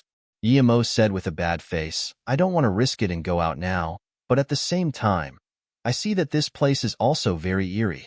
I saw a dead person laying on a stone just now, so I don't dare stay here. I would rather face a bear than a dead person. By the way, Master, what is your name? It's very dangerous to pick herbs alone in this place, so I think we should leave this place together. 2 is better than 1 after all." Yemo acted as though he was thinking for the nun. The nun's eyes flashed with coldness at the last part, but when she saw the worry in Yemo's eyes, she smiled. "It's fine. Our mosque knows some simple martial arts, so we can deal with some basic dangers." "Yeah, I know you can," Yemo thought, but then he noticed the coldness in her eyes and was afraid he had spilled the beans somewhere. Although, he had been very careful when he spoke. But then her tone obviously contradicted her expression from before. He immediately figured out what he needed to work on. He immediately looked up in surprise and joy. "Master, do you really know martial arts? Can I learn? I heard a lot of masters live deep in the mountains. Is your Yinjin Mosque also like that, deep in the mountains?" Then, Yemo gave the nun an expectant look, and he saw the nun give a look of acceptance. She had been testing him. In China, there were a lot of tales of masters deep in the mountains, and many people wanted to meet such a master and be taught unimaginable power. Yemo suddenly realized why Wei Yongqian must have been together with this nun. "My Dao name is Jiesun. If you wish to learn from a master, I can introduce you, but we take in disciples very strictly," the nun smiled and said. "Master Jiesun, I'm willing to take the test as long as I can learn." Yemo looked desperate on the outside, but he was contemptuous of himself on the inside. Perhaps he could win an Oscar with his performance. Chapter 598. Using Each Other. Chapter 598. Using each other. Yemo saw that there was something off when she smiled, as though he was being stared at by a hungry wolf. But since she had said that, it meant that she didn't plan on killing him for now. Yemo thought of Jing Shi. Compared to that pale-faced nun, he would rather face him. At least Jing Shi was much prettier and younger than that old lady. Her chest was much better than that chest as flat as an airport. Thinking about Jing Shi, he remembered her red belly cover. She was rather sexy. After realizing he was thinking of that woman, Yemo shook his head and sighed. He had punched her off a cliff. She should be dead no matter what. If it hadn't been for that woman, he wouldn't have had to be separated from Luoying. He knew that Luoying still missed him. Otherwise, she wouldn't have gone all the way to the desert and taken away the pool. It was just that, in her mind, she couldn't pass that moral barrier. The nun gave a milky white stone to Yemo and said, "Hold this stone tightly and tell me how you feel." Yemo looked at the stone and howled in his heart. Was that a spirit stone? Where did she get this? He had been looking around for one all over, yet she just casually took one out. Although he couldn't digest the spirit chi, Yemo felt comfort and happiness as soon as he grabbed it. Before he could react, the nun took the spirit stone away. Yemo looked at the stone in the nun's hands. He wanted to steal it and say, "Letting you have it is like letting rats eat wheat. Don't waste food." But Yemo knew that it was best not to do anything. "Do you feel very comfortable and happy?" The nun's eyes looked happy. Yemo thought about what to reply. The nun had seen his expression, so he could only say, "Yes, I do feel like that." "What is it? What is this rock?" "Master Jiesun, can you tell me where you found this stone? I also want to look for it." "It's very hard to find this stone, but since you have that feeling, it means you have a talent for cultivating ancient martial arts. In that case, come with me. Don't worry, it's not my first time here. Even if we see a black bear, I can take care of you." Jiesun nodded. Yemo was breathing heavily. He had tried his best, but the nun was still going to take him in and kill him? Should he run? Even if he did, he couldn't escape. However, if the nun was planning on killing him, she could do it now. There was no point in taking him down to the valley. Yemo could only pretend to be overjoyed as he walked with her towards the big rock. She stood on the rock and then said to Yemo, "Use your foot to step here. Let me see your martial talent." Yemo looked at where she pointed at. It was the place he had stood on not long ago and almost died at. Now the nun wanted him to do it again, so Yemo wanted to run away immediately. But he knew that as soon as he would start running, he'd be dead. Hence, Yemo knew he had to do what the nun said, and so he did. He thought that if he didn't use force, nothing would happen. As soon as Yemo stood there, the nun hit the place where his foot touched the rock with her palm, which was full of inner chi. His heart sunk. It was over. The nun was using her inner chi to catalyze the suction force of the rock, and he knew that he wouldn't be able to resist at all. But Yemo didn't feel the rock suck away his blood. In fact, there was no movement at all. Although he didn't know why, Yemo rejoiced. It seemed like that place wouldn't suck him a second time. No way, Jiesun said subconsciously. Yemo pretended not to know anything and asked, "Master Jiesun, what's impossible?" Jiesun cursed. Yemo had no value anymore, so she didn't want to waste her breath. Yemo saw the killing intent in her eyes and quickly realized things weren't going well. He immediately said, "Master Jiesun, is my talent not good enough? If it isn't, I still have a few cousins. Should I bring them here for you to meet them? I could even help you test them as long as you teach me how to do it." Yemo's words made her hesitate.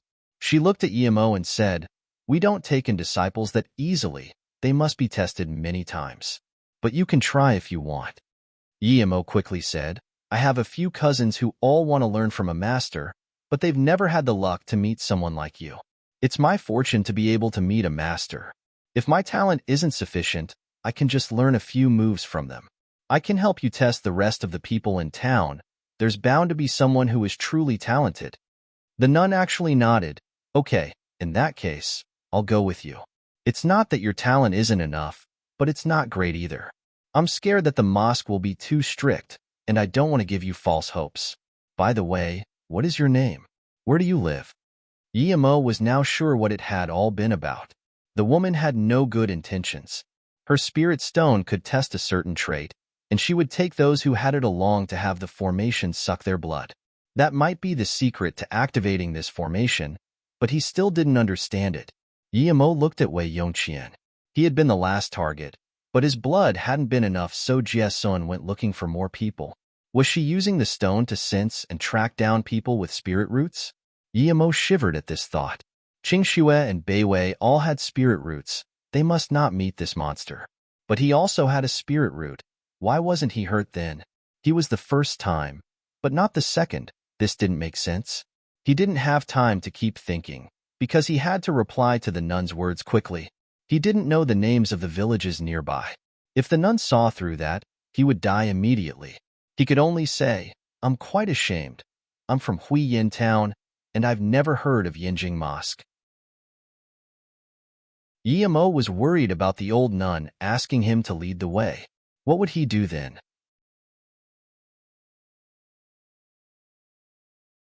Chapter 599. The opportunity is here. Chapter 599. The opportunity is here. The nun heard Yimo's words and was expressionless.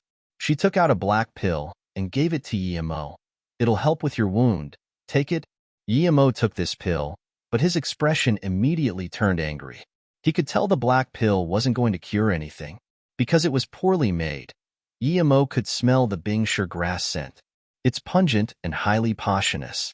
After eating it, it can block out one's five senses, and if one didn't get the antidote within 49 days, one would lose their 5 senses forever. But Yimo had the lotus life seed. He could cure it even if it was 49 years later. The nun was so cruel. She was giving him such a thing.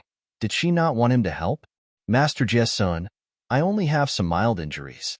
This leg will be fine in a few days. I don't need to take a pill." Yimo glanced at the nun's cold eyes and continued, "This pill is too precious and I should save it for later." "It's fine. I have a lot of these. You can take as many as you want." The nun's face was calm, as though she really had a lot. But Yimo knew it was very hard to get the Bingshi grass. She couldn't have a lot. She was forcing him to eat it. Did that mean she suspected him? Thinking about this, he said, "I should leave these good things for master. I'm not used to eating these things." You say you want to learn from a master, but still suspect me. Who are you?" "Huiyin Town doesn't exist at all." The nun's expression looking angry. Yimo was shook. No way. When she mentioned Huiyin Town, he realized that she never planned on letting him live. She wouldn't name a fake place. Wait, the nun was tricking him. Realizing this, he faked astonishment. "Master, how is that possible? A lot of people know about Huiyin Town. In fact, all of those who come looking for adventures to Duanheng ranges stay there." "In that case, take me there first. I do need some people with martial talent." It was as though the old nun hadn't accused him a few seconds ago. Yimo cursed that old fart for being shameless. If he hadn't withstood the test, perhaps he would have been tricked. One could see that the nun was already suspicious about him. Yimo could only act as though he didn't know anything and follow the nun with joy, but he secretly put the pill away. "What? You don't trust me? Why don't you take that pill? Don't you want to get better sooner?" Jesun looked at Yimo with intent. Yimo cursed. He was being threatened by an old woman. Despite so, he had no choice but to eat the pill. He knew what the nun wanted, which was to make him unable to call for help. Yimo realized that the nun wouldn't relax at all around him for at least half a month. As soon as she did, he would escape to Beiwei and eat the lotus life pill. But if he ran away, the nun would find out. If she couldn't find him on time, perhaps she would be the one running. However, if she managed to get away, he wouldn't be able to get his golden page and spirit stone. Yimo suddenly thought of the motorbike he had seen. If he used that, could he escape? "Do you know a lot of people at the Huiyin Town?" the old nun suddenly asked. "Yeah, I know most of the young people there. They would all like to train martial arts." If Yimo still wanted to say something else, but the nun stopped him. "I need you to help me out big time. I don't need you to know a lot of people. Just put up a board saying, 'Testing martial talents.'" The old nun waved her hand. "Wear this?" The old nun suddenly took out a thin object and gave it to Yimo. Yimo cursed again. How did that nun have so many good items? This was a one-time use mask, and the materials were very expensive. A normal person wouldn't be able to take it off in his life once it was worn. He really suspected that the nun had found an ancient cultivation home.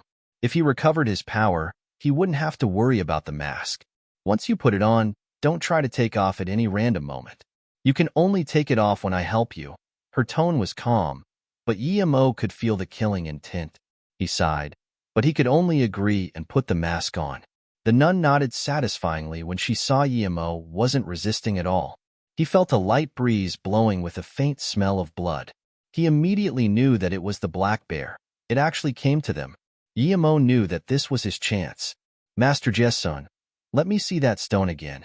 It's very strange. I think I've seen it somewhere before. Yemo had an idea.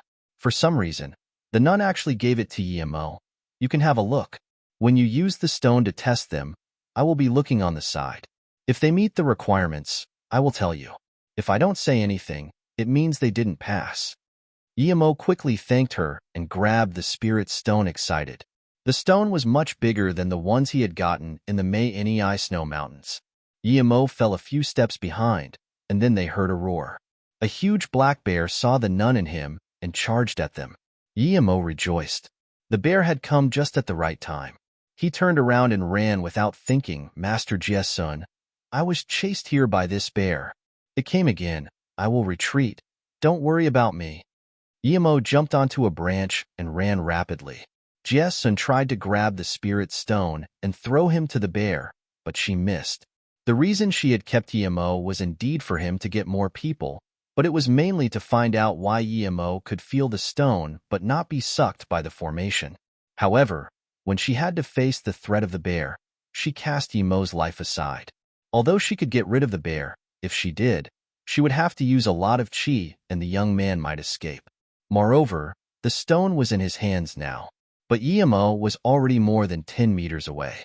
Jessun cursed, but took out her horse-tail whisk broom and whipped the bear's eyes.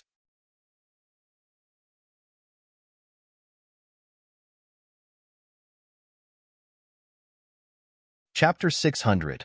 Run Through Water. Chapter 600.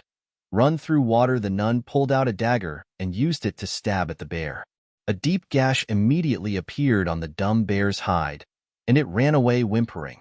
The nun wasn't interested in chasing the bear. She had seen Yemo get on the motorbike and chased after him immediately.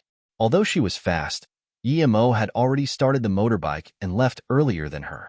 Stop, or I will kill you right now, Jessun called out. She had to expend a lot of the inner chi she had managed to gather after a long time, because it was definitely hard for her to try to chase up to Yemo. She didn't expect this kid to be so sneaky and run at the perfect moment. She regretted not dealing with the motorbike earlier. However, she believed that it would only be a matter of time before she caught up. Suddenly, Jessun thought of some details. Had this kid already found out that she wanted to kill him? If not, why would he be running? Also, he chose such a perfect time. Did he know that the bear was coming? But how?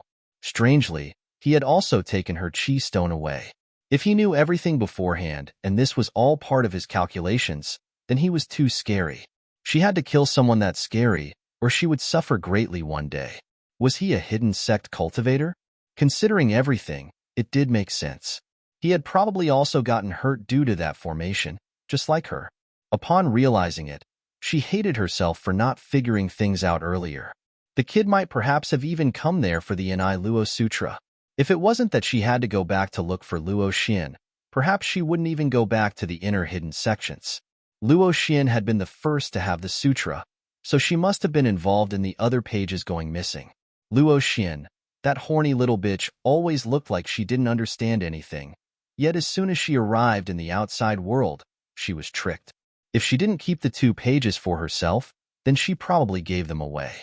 She should have killed those 3 martial sisters from the very beginning. Luo Fei was no saint either. Luo Fei had also wanted the Inai Luo Sutra for the man who tricked her, but she couldn't find Luo Fei now. She really didn't understand why the younger generation was so shallow. Did all of them have to find a man, even daring to lie to their sect for them? Although she lied to her sect too, it was for herself, not for some man. A man was only useful for that business. Was it really worth so much trouble? Yemo heard the nuns howling and sneered. He wasn't an idiot. It would be suicide if he stopped now. Yemo had made up his mind to travel to Ninghai as soon as he reached the city and have Beiwei help him. Once he recovered his power, the first thing he would do would be to teach that nun a lesson. But soon Yemo couldn't laugh anymore, because the fuel meter of his bike was in the red zone. Yemo looked back and saw that the nun was still chasing him.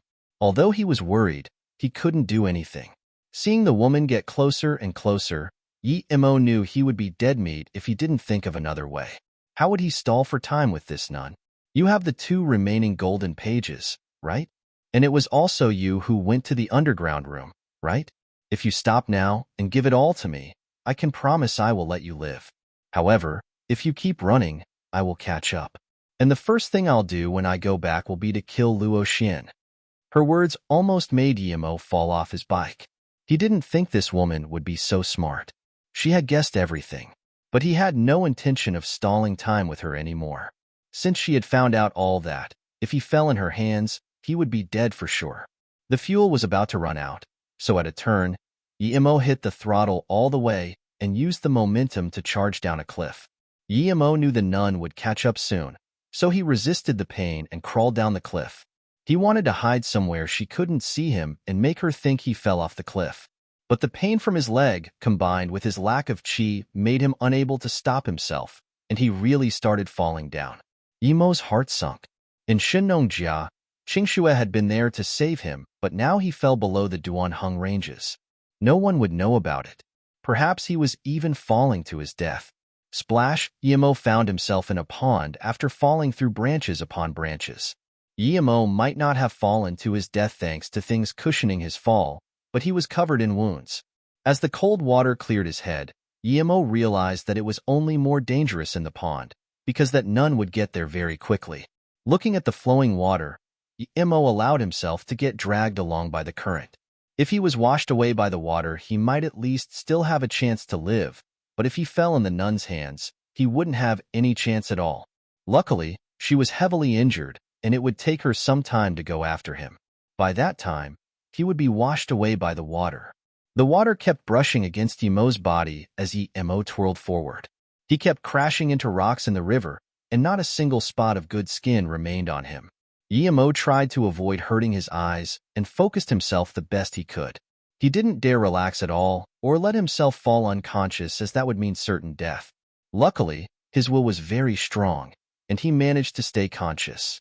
After a long while, just when Yimo thought he wouldn't be able to hold on anymore, the water slowed down around him, and he floated to the water surface. He saw that he was in a not-too-wide river as the water continued flowing downstream. He had finally made it. Yimo breathed a sigh of relief instinctively, but he then immediately tensed up again. He realized that he couldn't hear much and that, without a doubt, he wasn't able to speak either. The pill was starting to take effect. That damn nun. However, Yimo couldn't do anything about it, and he was still in danger. The nun would find the place in a very short time, so Yimo planned to swim downstream and see if there were any boats. But as Yimo swam a few hundred meters, he knew that wasn't going to work. He had lost a lot of blood and was full of injuries. He couldn't even properly swim, but even if he could, he wouldn't be able to escape from the nun. It wasn't realistic to hide somewhere nearby either. Just when Yimo was unsure of what to do, a loud song was audible in the vicinity. Yimo subconsciously looked around and saw a bamboo raft come from upstream. A man in his 50s on board with 4 baskets full of herbs. The raft was fast and could be a great help to Yimo, but Yimo didn't call for help. Instead, he waited for the right time to dash under the raft and grab the bottom. "Big brother, wait a moment." Just as Yimo stabilized himself under the raft, he heard Jie Sun call out from the bank.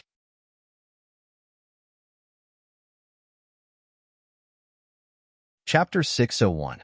See each other yet not know each other. Chapter 601. See each other yet not know each other. That was really close, Yimo thought. The nun had caught up to him really quickly. He only managed to be a bit faster than her, even while flowing downstream. If it weren't for the raft, perhaps he would have even been caught. "Are you talking to me?" The herb picker slowed down. "Yes. Have you seen anyone nearby?"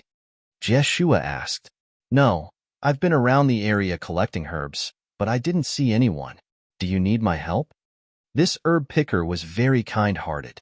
As Yimo began to worry about Jeshian asking the man to row to the bank, Jeshian asked, "Big brother, can you carry all of these cradles of herbs yourself? Just one cradle must be very heavy, right?" The herb picker smiled. He grabbed 2 cradles in each hand, lifted all 4 and said, "They are very light. Master, would you like me to take you dash?" But before he finished the sentence, he realized that the nun was gone. If she hadn't replied a moment ago, he would have thought it was a ghost. The herb picker shook his head and kept singing as he rafted down the stream. Luckily, the nun was inexperienced and only considered Yemo could be hiding in the herb baskets. An hour later, the raft stopped at a village. Yemo looked up subconsciously and saw that the place he was in was a very remote place. However, a faint smoke rose through the sky, giving off a serene feeling. There were around 20 to 30 families in the village, together with the occasional noises from chickens and dogs, and there was only one road. If your goal was to hide, no one would find you there. The village gave Yemo an indescribable feeling. He subconsciously felt like he shouldn't leave the place and stay there to cure his wounds. Uncle Wong is back. A few kids waved to the herb picker. A middle-aged woman just finished washing a basket of clothes, and as she saw the man on the raft, she said, "Old Wong, it seems you found quite a lot today." "Hee, I found a wild ginseng today. I don't need to go up for a few months," the man said happily. "Io, let me see." The woman quickly ran up to the man to see the ginseng. Yemo couldn't hear the rest of their conversation, and seeing the two leave, he carefully crawled out of the water and onto the banks. He was very weak and felt pain everywhere in his body. He knew that if he didn't find a place to recover, the consequences would be unpredictable.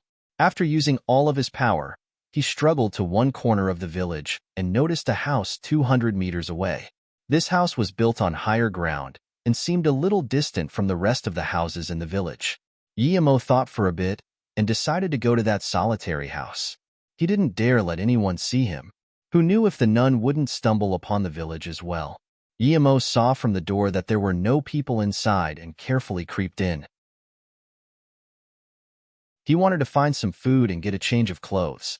His clothes were all in rags, but Yemo could only rejoice that he had managed to escape from Jiexian. If it wasn't for that bear, who knew what the nun would be doing to him by then? There weren't a lot of things in the room, but it was clean. Yemo almost didn't believe it was just a small house in the middle of nowhere.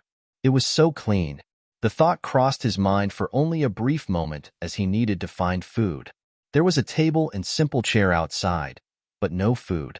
Yemo walked inside the house and found a bedroom, a bed and a mat. Yemo suddenly felt this layout to be very familiar. Luo Ying's room in Serenity had also been laid out like that. Thinking about Luo Ying, Yemo's heart seemed to be wrenched. He didn't want to keep staying there. It just made him think of Luo Ying. But when he turned around, he was shocked as if by lightning. Near the window, there was a stone pool. He knew that pool all too well. It was the one he gave to Luo Ying in the desert. Was this where his master, Luo Ying, lived? Yemo wanted to scream, "Susu," but he couldn't. He felt his body shaking. Susu. Susu was here? This was where she lived? Yemo stared dumbly at that stone pool and wanted to touch it, but suddenly, he couldn't move anymore. It was as though he froze. He had no more thoughts, no more movements, no more pain. The only thing left in his world of view was the stone pool. He wanted to grab it and tell Susu he was back. After a long while, Yemo recovered his motion capability and shifted over carefully. Once he grabbed the stone pool, his thoughts froze again. He felt that he wasn't able to control his tears. He had never in a moment in his life been so unable to control his emotions. At that moment, a young woman wearing linen clothes was carrying a small basket and walking towards her house, and when she saw that her door was open, she quickly ran in. When she saw Yemo touching the stone pool, she was quite dazed. Extreme anger could be seen erupting from her eyes, as though the most cherished thing in her life had been taken. Yemo looked up at the woman. Her hair was coiled up, there was a veil covering her face, and her eyes were clear but angry. Seeing those familiar eyes, Yemo froze. Susu, it really was Susu. He wanted to talk, but he couldn't say anything and could only keep tearing. The angry woman saw Yemo cry and stopped her anger. Who was this man? Why did he rush into her home and into her room? He was covered in wounds. There were gashes all over his face, and his clothes were ragged. What was this person doing? Why was he crying when she was about to get angry? Why did his eyes seem familiar? What was that emotion she saw in them? Longing? Excitement? Worry? She could feel the man's heartfelt emotions, but she couldn't forgive him for barging into her room. No one in the village would do that, because this was her place. Who are you? Why did you come to my house? Please leave no hey. Leave. Seeing Yi Imo touch the stone pool again, she finally couldn't resist her anger. Yi Imo couldn't talk and couldn't hear anything, but he could see the anger on her face and suddenly felt dizzy.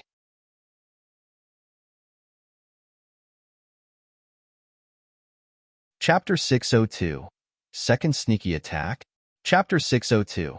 Second Sneaky Attack. Imo was too excited and heavily injured, so he finally collapsed the moment he saw Luoying.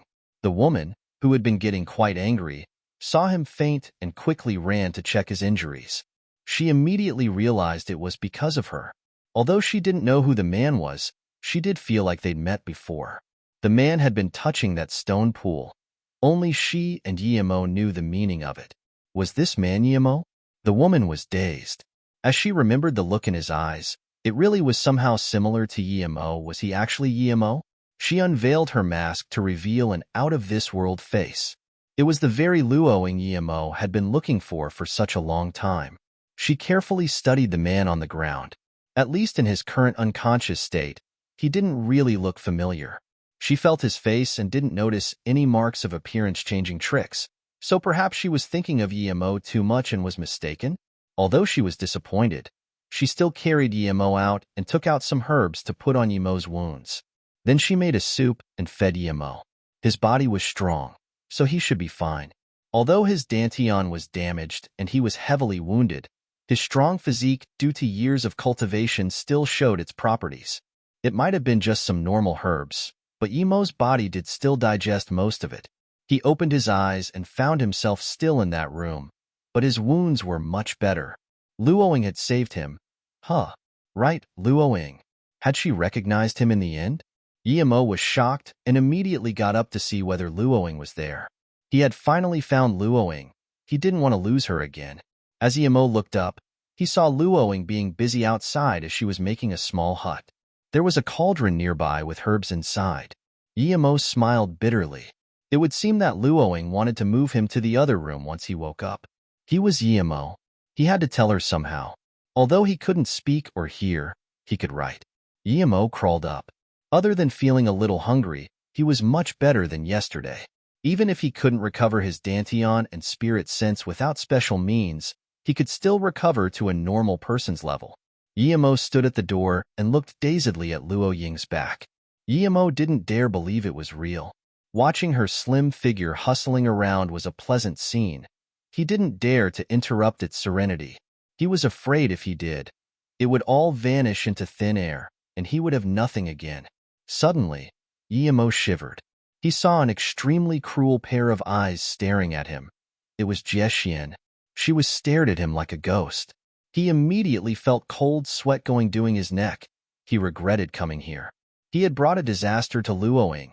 The nun had actually gotten there. It seemed that she had realized he had nowhere to go except there. Jiexian smiled coldly to Imo and looked at Luoying. Her smile was cruel and frosty. Oh no. She hated Luoying too. She probably hated Luoying for saving him and ruining her plans. He wanted to warn Luoying at once, but he couldn't make a sound. Jiexian's whisk was already in the air, so Imo ran in front of Luoying without thinking. When she saw Imo approaching her, she reacted.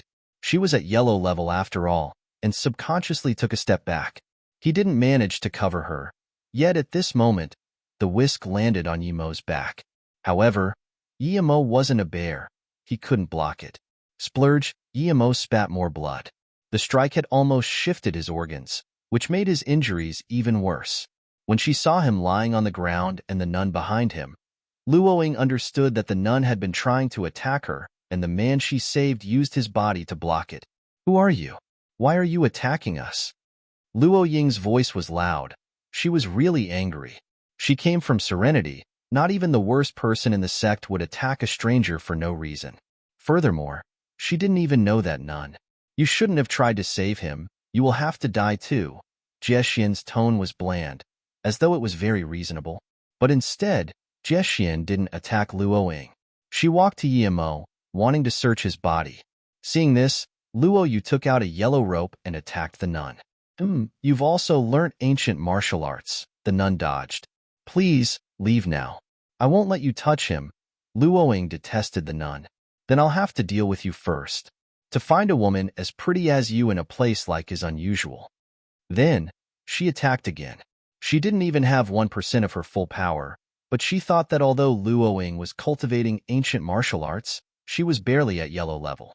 But after fighting with her, she found out that this absurdly beautiful woman was almost the same as her, or even a little stronger. If she hadn't been very experienced and hadn't had a lot of moves, perhaps she would have been defeated already.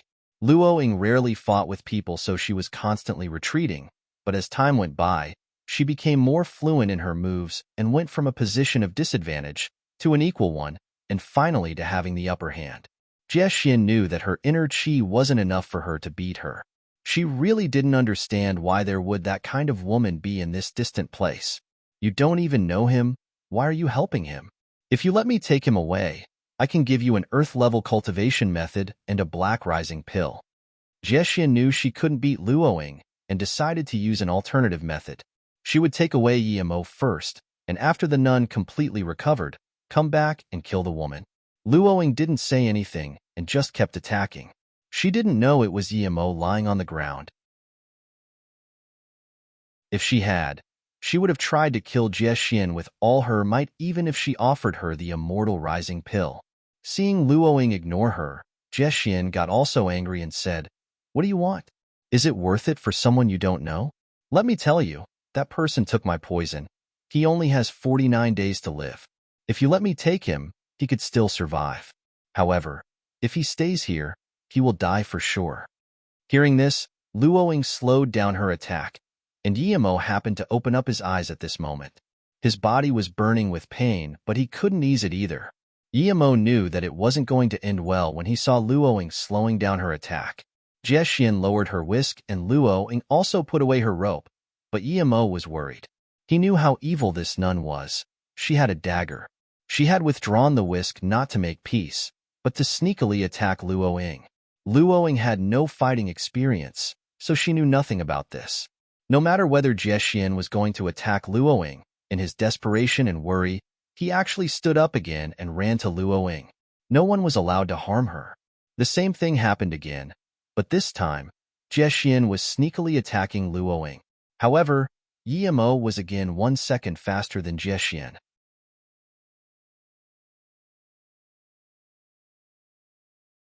Chapter 603. I don't want to care, I just want. Chapter 603. I don't want to care, I just want. The dagger pierced into Yimo's left shoulder, and Yimo, who had barely been able to stand, was catapulted away by the force and fell in front of Luoying unconscious again. Seeing this, Luoying's heart shook for no reason. She didn't have time to think properly, but she got completely angry at that moment. Yimo got hurt twice to save her. She didn't expect this innocent-looking nun to be so sneaky. Without thinking, she used full force as her yellow rope struck Jie Xin's dantian. Jie Xin didn't expect her killing blow to be blocked by Yimo again. Was he her nemesis, or something? Before she could make another move, Luoying's rope struck her dantian. She couldn't even react, and Luoying dealt a truly hard blow. Even if she had been able to react, she wouldn't have been able to dodge that strike with her current strength. Jie Xin was dazed and spat out blood as well. Her dantian had been damaged even more with that strike, and she knew that if she didn't leave right then, she would never be able to. Her current state was worse than a normal person's. Jie Xin didn't even bother retrieving her dagger and just left. She started considering if Yimo had predicted everything beforehand. She suddenly felt cold and shivered. If that young man really had known something beforehand, then he was too scary. If it weren't for the 2 golden pages, she would rather never confront someone as scary as him again. Luoying quickly helped Yimo up and didn't chase that nun. Seeing this, Jie Xin breathed a sigh of relief. Her wounds wouldn't recover for at least a few months. Luoying quickly stopped Yimo's bleeding and was very worried. Yimo felt like his eyelids were extremely heavy as he struggled to open his eyes. He saw a worried look close to his face and thought, Luoying, it really is Luoying. That beautiful face had appeared in his head countless times, and now it finally appeared before his eyes. Yimo was shaking with excitement. Don't move, I will try to save you. And thank you for saving me. Luoing didn't know how to save Yemo, but she felt his shaking. Yemo sensed the nearby Luoing and wanted to reach out his hand to feel her face. Seeing Yemo's actions, Luo Ying's face changed. She sneered and put down Yemo heavily. She was really unhappy. She took out a veil, wanting to cover her face. She just wanted this man to be able to move so that he could leave. Yemo suddenly remembered that he had a mask on and that Luoing didn't know him. He resisted the strong urge to faint and thought of using the blood on his shoulders to write something. Seeing this, Luoing took out a white cloth and threw it in front of Yemo but didn't talk. Yemo wanted to look at Luoing again, but he knew his power was limited. He could faint at any moment. After writing the words, he finally couldn't hold on anymore and fell unconscious. Luoing subconsciously took the cloth, and when she saw the words, her mind blacked out. It was as though all her meridians were frozen and she couldn't move. The cloth had 4 words. I am Yemo. Yemo? Really Yemo? Why doesn't his face look like Yemo's? He must have some masquerading technique applied to him, she thought. Other than Yemo, who would have helped her block the attacks from that nun? Other than Yemo, who would cry while touching the stone pool? Other than Yemo, who would cherish her life more than his own? Why was he here? He must have come to find her. If she knew Yemo would get so hurt trying to find her, she wouldn't have left his side. Yemo? Luoing finally reacted and was sure that the person on the ground was Yemo. She cried out his name and fell on Yemo's body before carrying him away. Her tears flew out like an open dam. She suddenly hated herself. Why did she let the nun who tried to kill him go? If she had fought with her life on the line right from the start, would Yemo even have gotten hurt? Luoing kept tearing, and she couldn't forgive herself. Suddenly Luoing woke up from her tragic feelings. Why was she still crying? She needed to save him. Yemo felt that his soul was about to drift away and felt that his spirit was on the verge of collapse. He knew that he was about to die. He tried to force his soul not to drift away because he couldn't die. Suddenly, a cool feeling entered his mind, after which he felt lazy and fell asleep. He was dreaming about how he found Luoing, brought her back to Luoyu, and had the biggest wedding he could with her and Ning Qingxue. Everyone in Luoyu came to wish them well. But when he pulled Luoing and Ning Qingxue into their room, Luoing told him that she had to go back to Luoyu continent and couldn't stay with him. He tried to grab her hand, but she went further and further away. Susu, don't go, Yemo cried out and opened his eyes to see Luoing watch him with a worried face. She could tell that Yemo wanted to talk yet was unable to say anything. You're awake? You're finally awake. Luoing finally saw Yemo open his eyes and hugged him tightly. Master! Yemo called out to her from the bottom of his heart and fell unconscious again. But now, the time it took him to wake up again was really short, and when he did, he tried to raise his hand and feel Luoying's face. Luoing had gotten a lot skinnier. From the worry and tears on her face, Yemo knew that she had been enduring more than him when he was injured. As he finally touched her face, he said, Master, don't worry about me. I'm fine now. Don't cry, but don't leave me again. Although she didn't know what Yemo was saying, Luoing still nodded, as though knowing what Yemo was saying. She helped him up and wiped her eyes, after which she brought over a bowl of congee. She blew on it carefully and fed it to Yemo.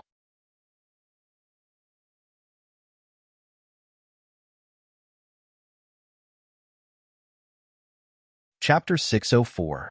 Let me take care of you in this life. Chapter 604. Let me take care of you in this life. Yemo stared at Luoing surprised. He could only think that she perhaps had realized that Jingxi had lied to her. However, that wasn't the case, yet she still wanted to marry him. The celebrational colors in the room were what she had set up for the wedding, right? Why was she in such a rush? Couldn't she wait until he got better? He still wanted to bring her back to Luoing and have the wedding there. Do you want to marry me? Luoing wrote down with a hopeful look in her eyes. Yemo stood up a bit and wrote, Master, of course I want to marry you. I'm actually not related to you, Jingxi lied. Luoing smiled and leaned on Yemo. She assumed Yemo was comforting her, but it didn't matter to her. Since she had thought it through already, she didn't care. Moreover, She often dreamed that she had met Yemo in their past life. Yemo only had 2 months left to live. She loved him, and he loved her. When he died, she would die next to him. It was her greatest fortune to be able to die with Yemo. Don't call me master. I am going to marry you. I want to be your wife, Luoying wrote. Okay. Susu, you're really not related to me. My sister is called Beiwei. She's in Ninghai right now. She's also from Luohong Temple. I will marry you. I want you to be my wife. Yemo could tell that Luoying still had a moral barrier. Really? Luoying looked at Yemo with joy. She stared deeply into his eyes. He wasn't lied to her. Before Yemo could reply, she placed her head on his chest and thanked the heavens. Not only did she get to see Yemo again, but she could also properly marry him. Yemo wiped the tears from her face. He could tell that she had gone through a lot after they got separated. Luoying looked up and greeted Yemo's lips. They kissed. The flower scent made Yemo give in passionately. Their warmth made them forget about time, until Luoying realized that she was losing herself in his arms. She quickly got away from his embrace and looked outside. It was already dark, so she wrote, "You've been unconscious for a few days. Ani, she brought some soup. I'll heat it and feed you. After you've recovered, we can be together." Yemo suddenly remembered Jiexian and wrote, "Susu, we need to get out of here quickly. That old nun won't let us go. She will come back." Luoying smiled and wrote, "She's heavily injured and will need at least a few months to recover. By that time, we'll be gone."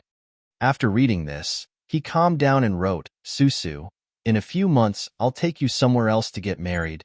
However, Susu immediately shook her head and wrote, "No, it can't wait. I must marry you immediately." Yemo looked at her. He didn't know why she had to marry him immediately, but he had promised Ning Qingxue that they'd get married together. How could he tell her this?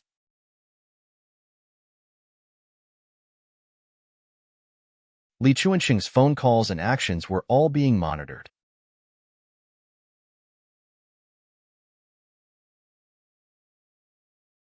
Chapter 605. Wedding. Chapter 605. Wedding Lin Village was located at the foot of a mountain in the Duanhang Ranges and was completely segregated from the world. There were only about 30 families there. The government had been planning on developing tourism there, but due to some issues, it was never put into action. The area was very beautiful. There were mountains and rivers all around. The Lin River continued on into the New River, and further upstream from the village there were valleys that had a lot of natural herbs. They were the main source of income for the people in this village. Today, the village was in a celebrational vibe, because the very person who had taught the people how to recognize herbs and taught them all sorts of medical knowledge, Susu, was going to get married. Susu is really pretty, like a goddess. Yeah, I've seen a lot of celebrities on TV, but none as pretty as Susu. But doesn't her husband look pretty average? He doesn't fit with Susu. Why do you care? It's fine as long as Susu likes him. That young fella is very nice. After Susu was reunited with Yemo, she took off her veil, and everyone in the village was shocked by her otherworldly beauty. Yemo was also extremely excited. He could finally walk together with Luoying hand in hand. The people in the village were genuine and didn't have all sorts of rules and customs like in the city. They just gathered to celebrate and wished the newlyweds good luck. Yemo and Luoying liked that. After a day of celebration, the village finally calmed down. Yemo walked into a small room with Luoying, who had her head covered with a red veil. This was the place Luoying had lived in for 2 years, and now it would be the place she would be living with Yemo. The big red candles brightly shone in the room, and Yemo excitedly unveiled Luoying. Under the bright red candles, Luoying's face seemed even prettier as she had that sense of embarrassment that made Yemo lose his mind. "Susu, you're truly beautiful," Yemo couldn't help but want to say. Although his mask had been washed away by Luoying with herbs, the poison was still in his body. Although Yemo didn't make any sound, Luoying knew what he wanted to say. She felt Yemo's hand swish around and felt a little shaky. The inexpressible feeling of love was seizing her. "Hold on, Dash," although Yemo couldn't hear her demand. He saw Luoying wave out the candles. She knew she would be sleeping with Yemo that night, but she felt too embarrassed with the red candles burning. Although the candles were out, The light from outside still shone in from the window, giving a glow to their eyes which were expressing the pair's deep love for each other. Luo Ying's soft body and faint aroma made Yi Mo unable to hold himself back. Soon, he saw Luo Ying with most of the clothes she had worn before gone. Luo Ying was like a young lamb squirming in his arms. She only knew how to hug him tightly and let him do whatever he wanted. Although he really wanted to do it, Yi Mo thought about her cultivation. He had written the first level of a cultivation method for her 3 days before, and it had become clear that Luo Ying did indeed have a spiritual root. He believed that with the help of the spirit stone, she would be able to reach stage 1 within a month. But if he took her virginity now, would it affect her cultivation? If it was due to him that she couldn't reach foundation establishment, then what would he do? Feeling Yi Mo slow down and stop, Luo Ying embarrassingly looked up at Yi Mo in confusion. Yi Mo couldn't use a mind-cleansing chant on himself at that moment, but he loved Luo Ying, and for his love, he could resist any hardship and enticement. I'm afraid that if I were to take your virginity today, it will be hard for you to reach foundation establishment. How about we wait until you reach foundation establishment state, and then we dash. Yi Mo just managed to write half of his message before Luo Ying took the paper away. Luo Ying shook her head and didn't say anything, but her body was telling Yi Mo that she just wanted to be with him, that nothing else was important. She knew that if the poison remained in Yi Mo's body, nothing else would matter anyway. Without the mind-cleansing chant, Yi Mo could no longer control his feelings for Luo Ying. With some light creaks from the bed, a harmonious scene appeared under the silver moonlight. Luo Ying's body was like a hot stream, getting more and more sensitive with Yi Mo's charge. She couldn't help but moan as her hand grabbed Yi Mo's back tightly. It was a little painful at first, but as Yi Mo slowly kept moving, she didn't want to leave his arms. She wanted to grab Yi Mo's back tightly, but she was afraid of hurting him. The only thing she could do was embrace Yi Mo as much as he could handle and give her everything to him. It might have been only Luo Ying's first time, but Yi Mo wasn't exactly experienced either. He embraced Luo Ying tightly, and he could feel her heart and body shake in pleasure just like him. It was as though at that moment he and Luo Ying had become one. Luo Ying made a final long moan in Yi Mo's arms and grabbed his back even tighter. In Luo Ying's heart, Yi Mo was her everything. Yi Mo made her not only feel love, but also longing. Now, her body was his, and his warmth was still inside her. In the end, as the night progressed, the creaking of the bed stopped. Yi Mo lovingly kissed Luo Ying in his arms, before they descended into the realm of dreams together. The call of the rooster broke the silence of the village. Luo Ying opened her eyes and looked at Yi Mo with gentle eyes.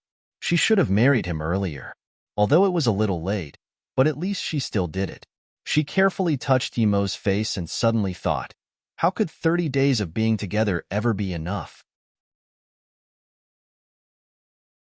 She wanted 300 years, 3,000 years, 30,000 years, or even an eternity with him. For the first time ever, Luo Ying started hating a person to the bones. She didn't even hate Jingxi as much as that Jiexian.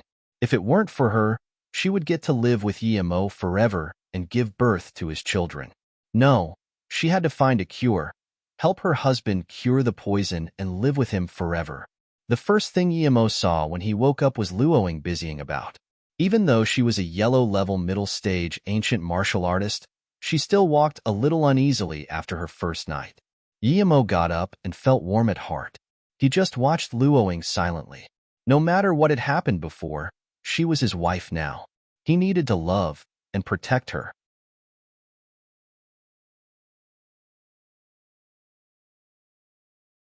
Chapter 606, 2 Lifetimes. Chapter 606, 2 Lifetimes. Time flies when you're happy. They'd been married for almost 10 days. Yi Mo could feel that Luo Ying constantly had a faint sense of worry, but he didn't want to break the peaceful life they had, so he didn't ask what was going on. But today, he felt something wasn't right with Luo Ying. I want to go and find out if there are herbs in the mountain that could heal you. She had noticed that Yi Mo already knew something was going on, so she just told him before he could ask.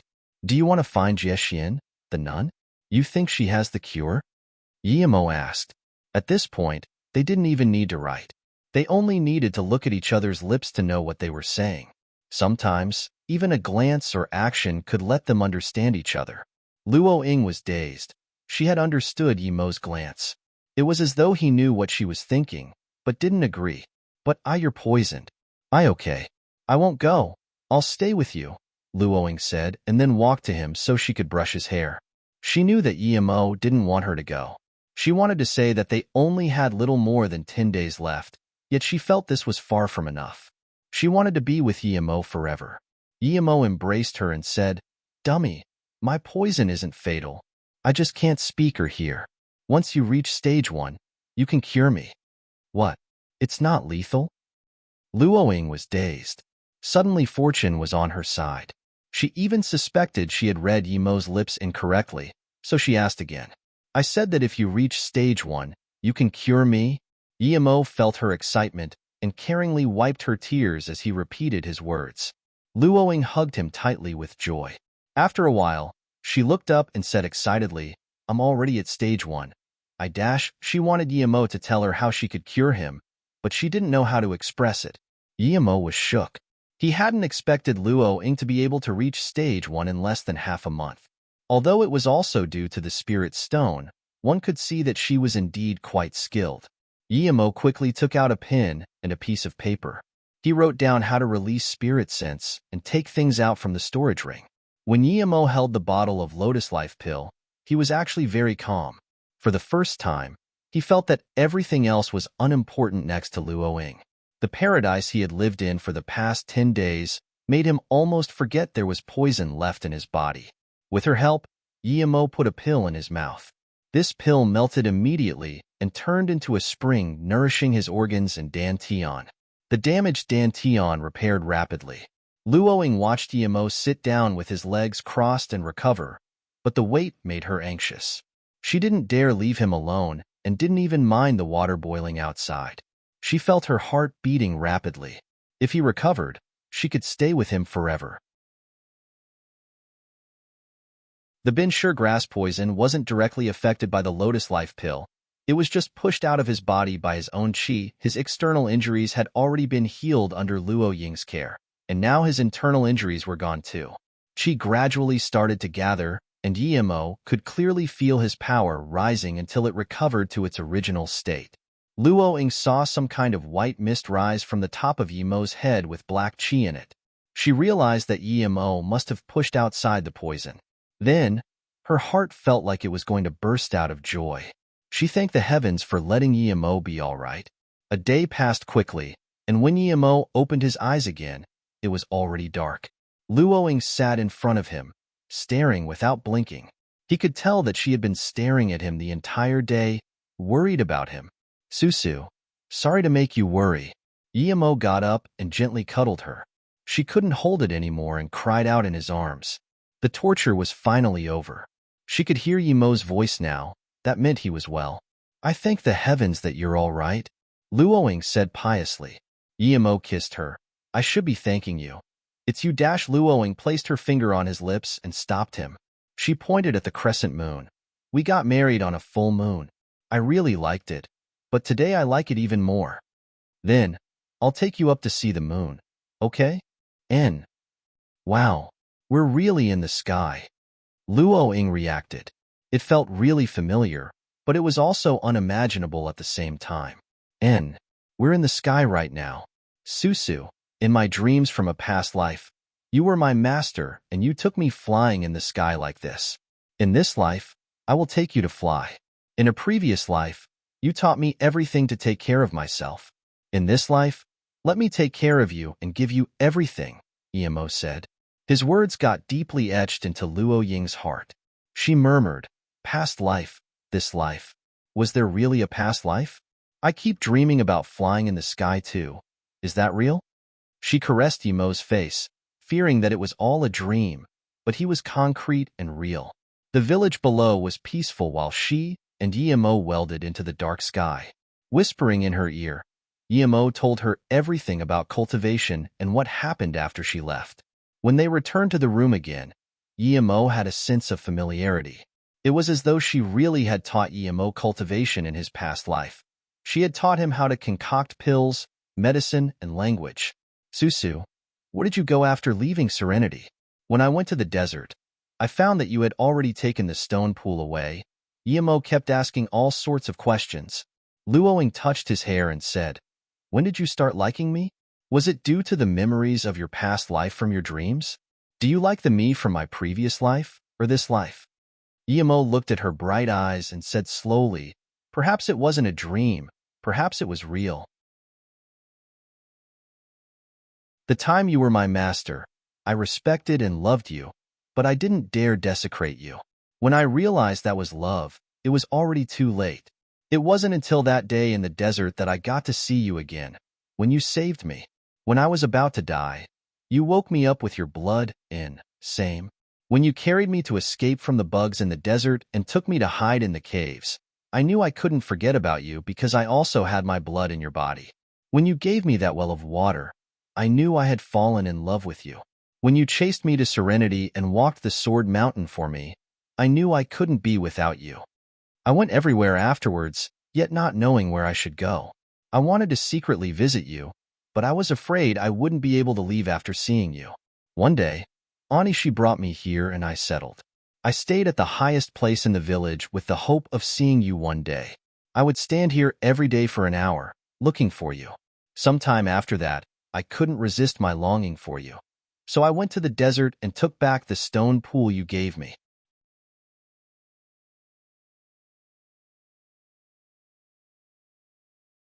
Chapter 607. Return to Jutong. Chapter 607. Return to Jutong. Their voices gradually died down as the two just sat there next to each other until the rooster called again. It's dawn? Huh.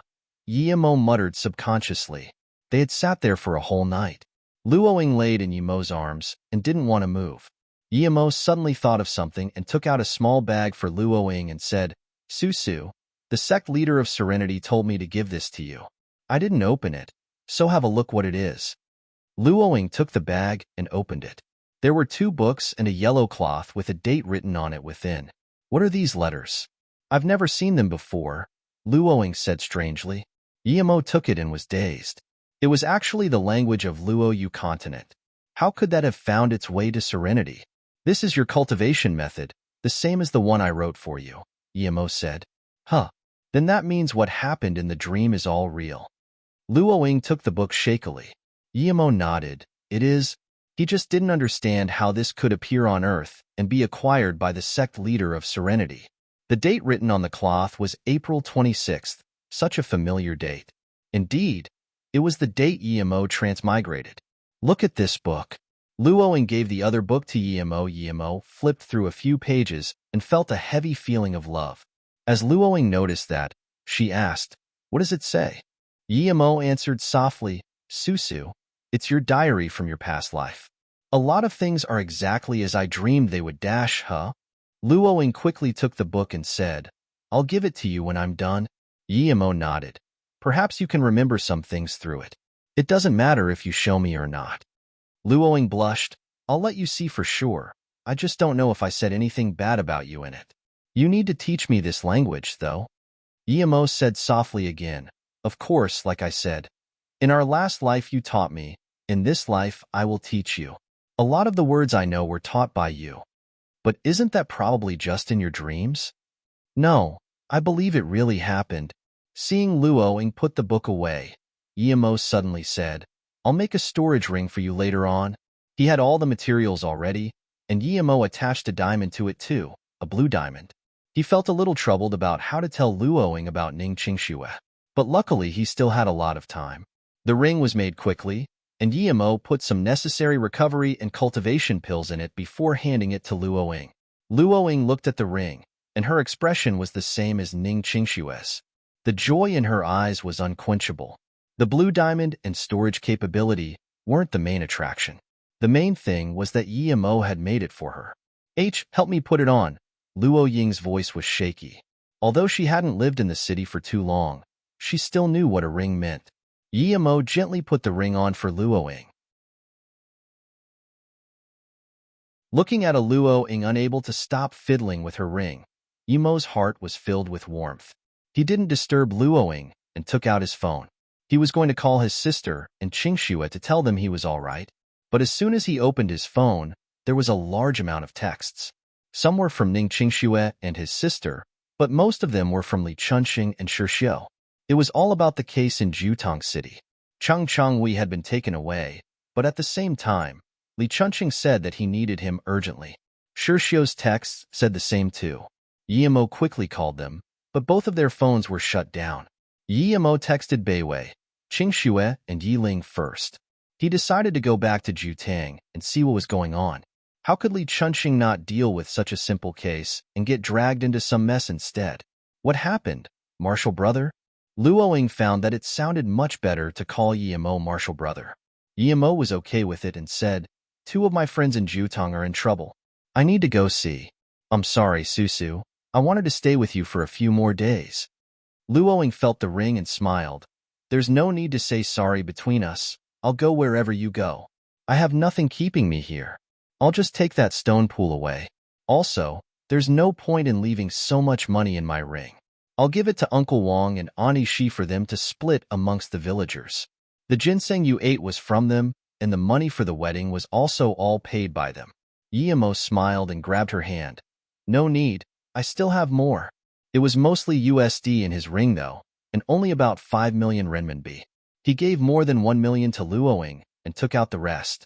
The people in the village were very innocent, and the village leader divided the money equally. When Luoying and Yimo left, everyone in the village went to send them off. They are all good people.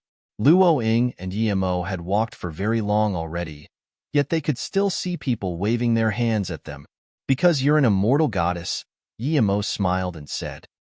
Yimo called Lu Lin as soon as he came to Jutong City, but he couldn't reach her either.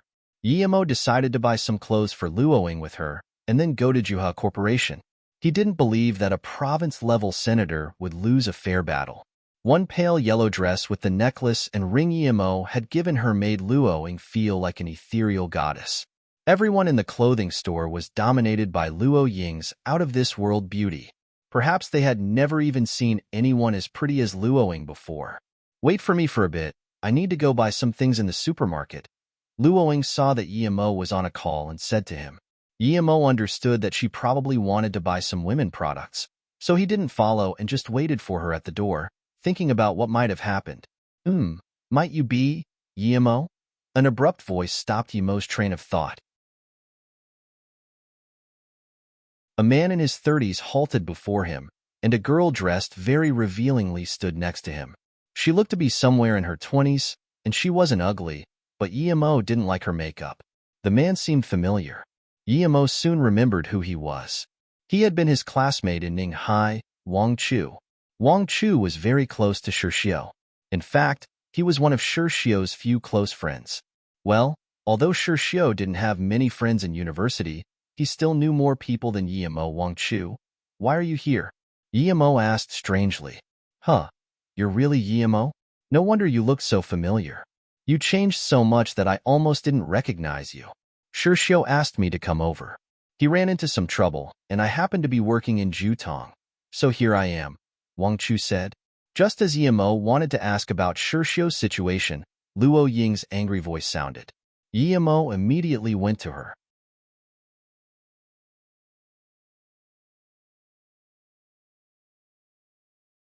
Chapter 608. We're friends? Chapter 608. We're friends, miss. Hong Kong Danyu Entertainment is top-notch in the industry. With your looks and our expertise, I'm sure you can become famous all over the world. Even Hollywood would easily be within your grasp. A bald fat man was talking on and on. Yimo wanted to laugh. "No need. We're not interested in what you're talking about, so move aside. Let's go, Susu. People like this can be found everywhere. No need to mind them." Yimo helped Luoying carry her things and pulled her away. "Don't leave. I'm a shareholder of Hong Kong Danyu Entertainment. Friend, your girlfriend is this pretty. It'll be such a waste if dash." The fat man was very agile and ran in front of Yimo. Luoying frowned. She had already rejected, yet the man still persisted. Yimo grabbed the fat man and threw him away onto a dumpster. The trash came out a bit and splashed across the man's face. What Yimo wouldn't have expected was that as soon as he left, The shareholder guy immediately took out his phone and called someone Uncle Tong. I found a goddess-like beauty in Jiutong, definitely goddess level. I'm sure she's the prettiest girl in China. Yes, yes, as long as she joins our company will dominate the world. Wang Chu, take me to where you guys are meeting. I haven't seen Xiao in a long time. Yi Mo pulled Luoying over to Wang Chu and said. Wang Chu was dumbfounded looking at Luoying and reacted only after a long time. Oh, okay, let's go. He was truly shocked. The woman with Yi Mo was way too beautiful. Yi Mo, this is? Wang Chu asked. Yi Mo smiled. My wife, Luoying. Susu, this is my former classmate, Wang Chu. Luoying didn't like to talk to strangers and just nodded. The girl beside Wang Chu was also shocked. To be honest, she had never seen a girl as pretty as Luoying. Yi Mo looked very ordinary. How did he get such a good girl? Her confidence was shattered to pieces in front of Luoying. Let's go then. By the way, when did Xiao come to Jiutong? Yi Mo asked. It's right over there. Wine City 613. Xiao just told us to wait for him there. He'll be there soon, and I don't know when he came over either. Wang Chu pointed at a luxurious restaurant not far away. Then let's go, Yi Mo answered. Wang Chu walked over to Yi Mo and said in a quiet tone, Xiao seems to have gotten into quite some trouble this time. We want to help him, but the enemy is pretty powerful. If why sigh? Yi Mo shook his head. He knew what Wang Chu was thinking. He meant that if Yi Mo was still part of the Yi family, then things would be good. Yi Mo didn't know Wang Chu much, but from what Xiao had said, he should be quite decent. However, apparently he wouldn't sacrifice himself to help Xiao. Yi Mo also suspected that Wang Chu had stopped staying in touch with Xiao after graduation and only started contact again after Xiao became a mayor.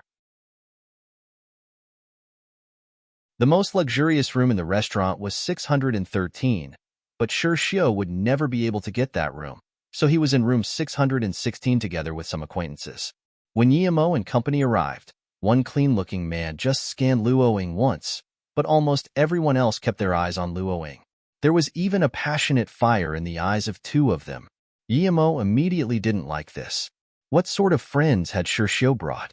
Luoying was clearly behind Yi Mo, yet they still looked at her like that. With the 6 people already there and the 4 who just arrived, the gathering consisted out of 10 people. There were 2 more whom Yi Mo knew, but they hadn't been in the same class though. Hello, I'm Guiyang, Xiao's blood brother. You are? The clean-looking man walked up to Yi Mo and shook his hand. Yi Mo had heard of this name before. Guiyang was very loyal. Xiao had talked about him quite often. I'm Yi Mo, Xiao's friend. Yi Mo shook hands with the man and smiled. Oh, so you're brother Mo. I've heard about you more than once. Guiyang looked overjoyed from the bottom of his heart.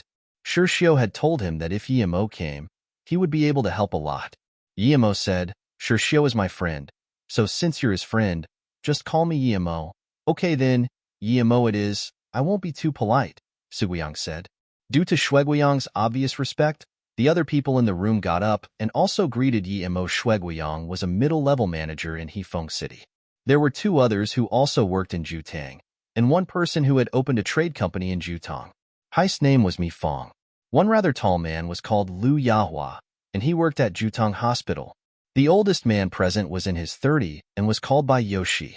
He was Xiao's hometown friend. Why is Xiao still not here even though he invited us here?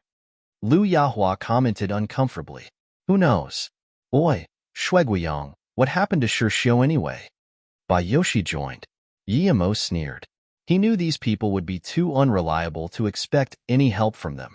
Okay, I'll tell everyone the truth, Guiyang said. Xiao ran into some trouble.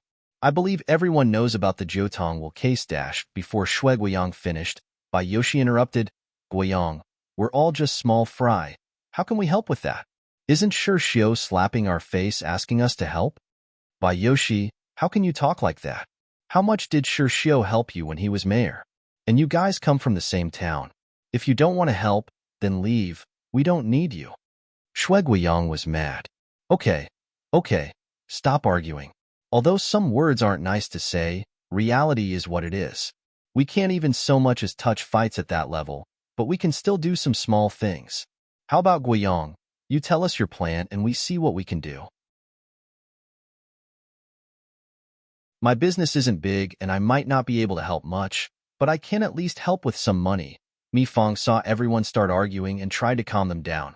Yimo sighed. Other than Shui Guiyang, who was truly trying to help Xiao, everyone else had just come for show.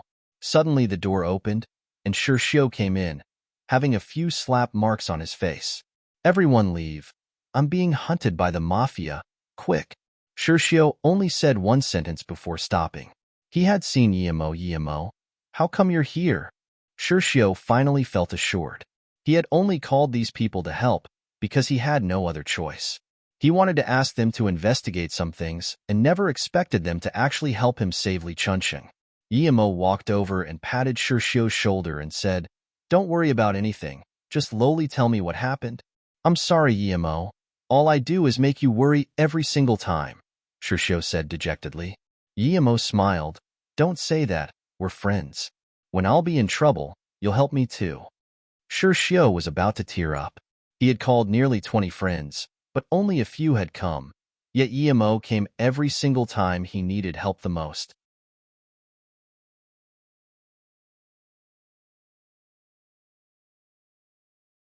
Chapter 609. As if you dare to shoot. Chapter 609. As if you dare to shoot, what's going on?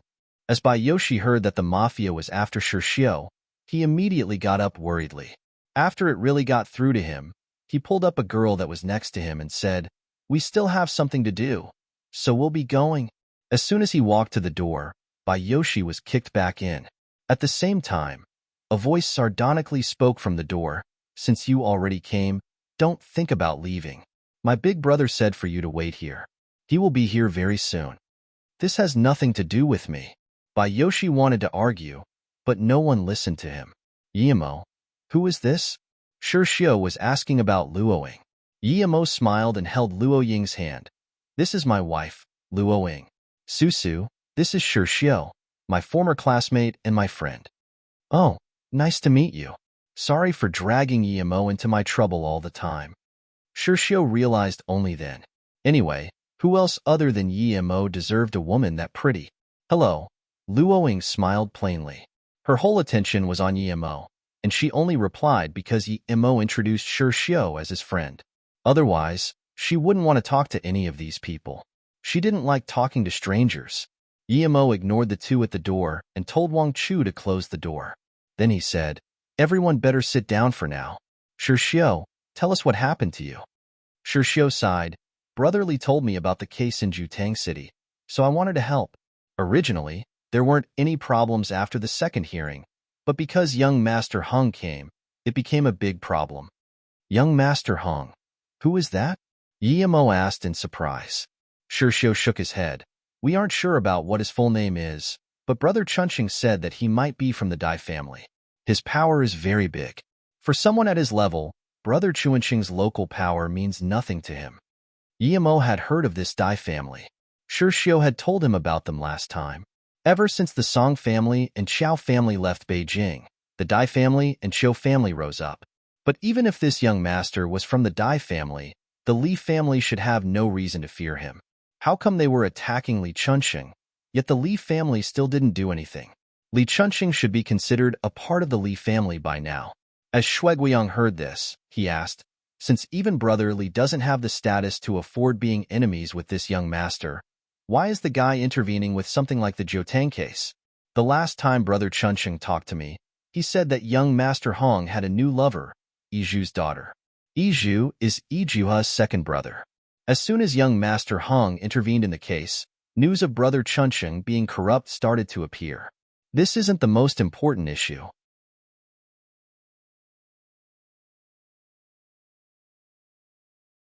Lu Yahua's face suddenly changed. "Xiao, you brought trouble to all of us.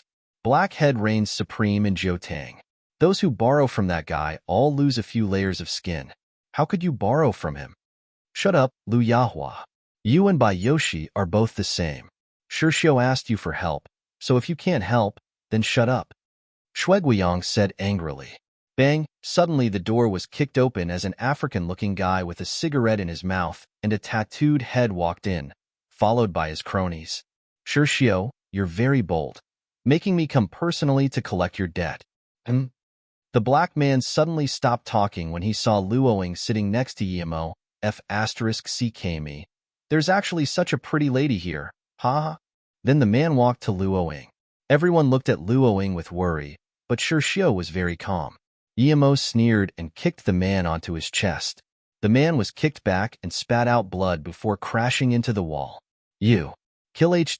He spat more blood. He felt his body burning, and his organs were shattered. He was so angry that he wanted to kill Yemo, but he didn't dare say anything else as there was a gun pointed at his head. Everyone stopped at the sight of the gun. The black man reacted quickly and snarled, as if you dare to shoot dash before he finished. Yemo had already fired. Blood splashed out from the guy's forehead as he had an expression of disbelief.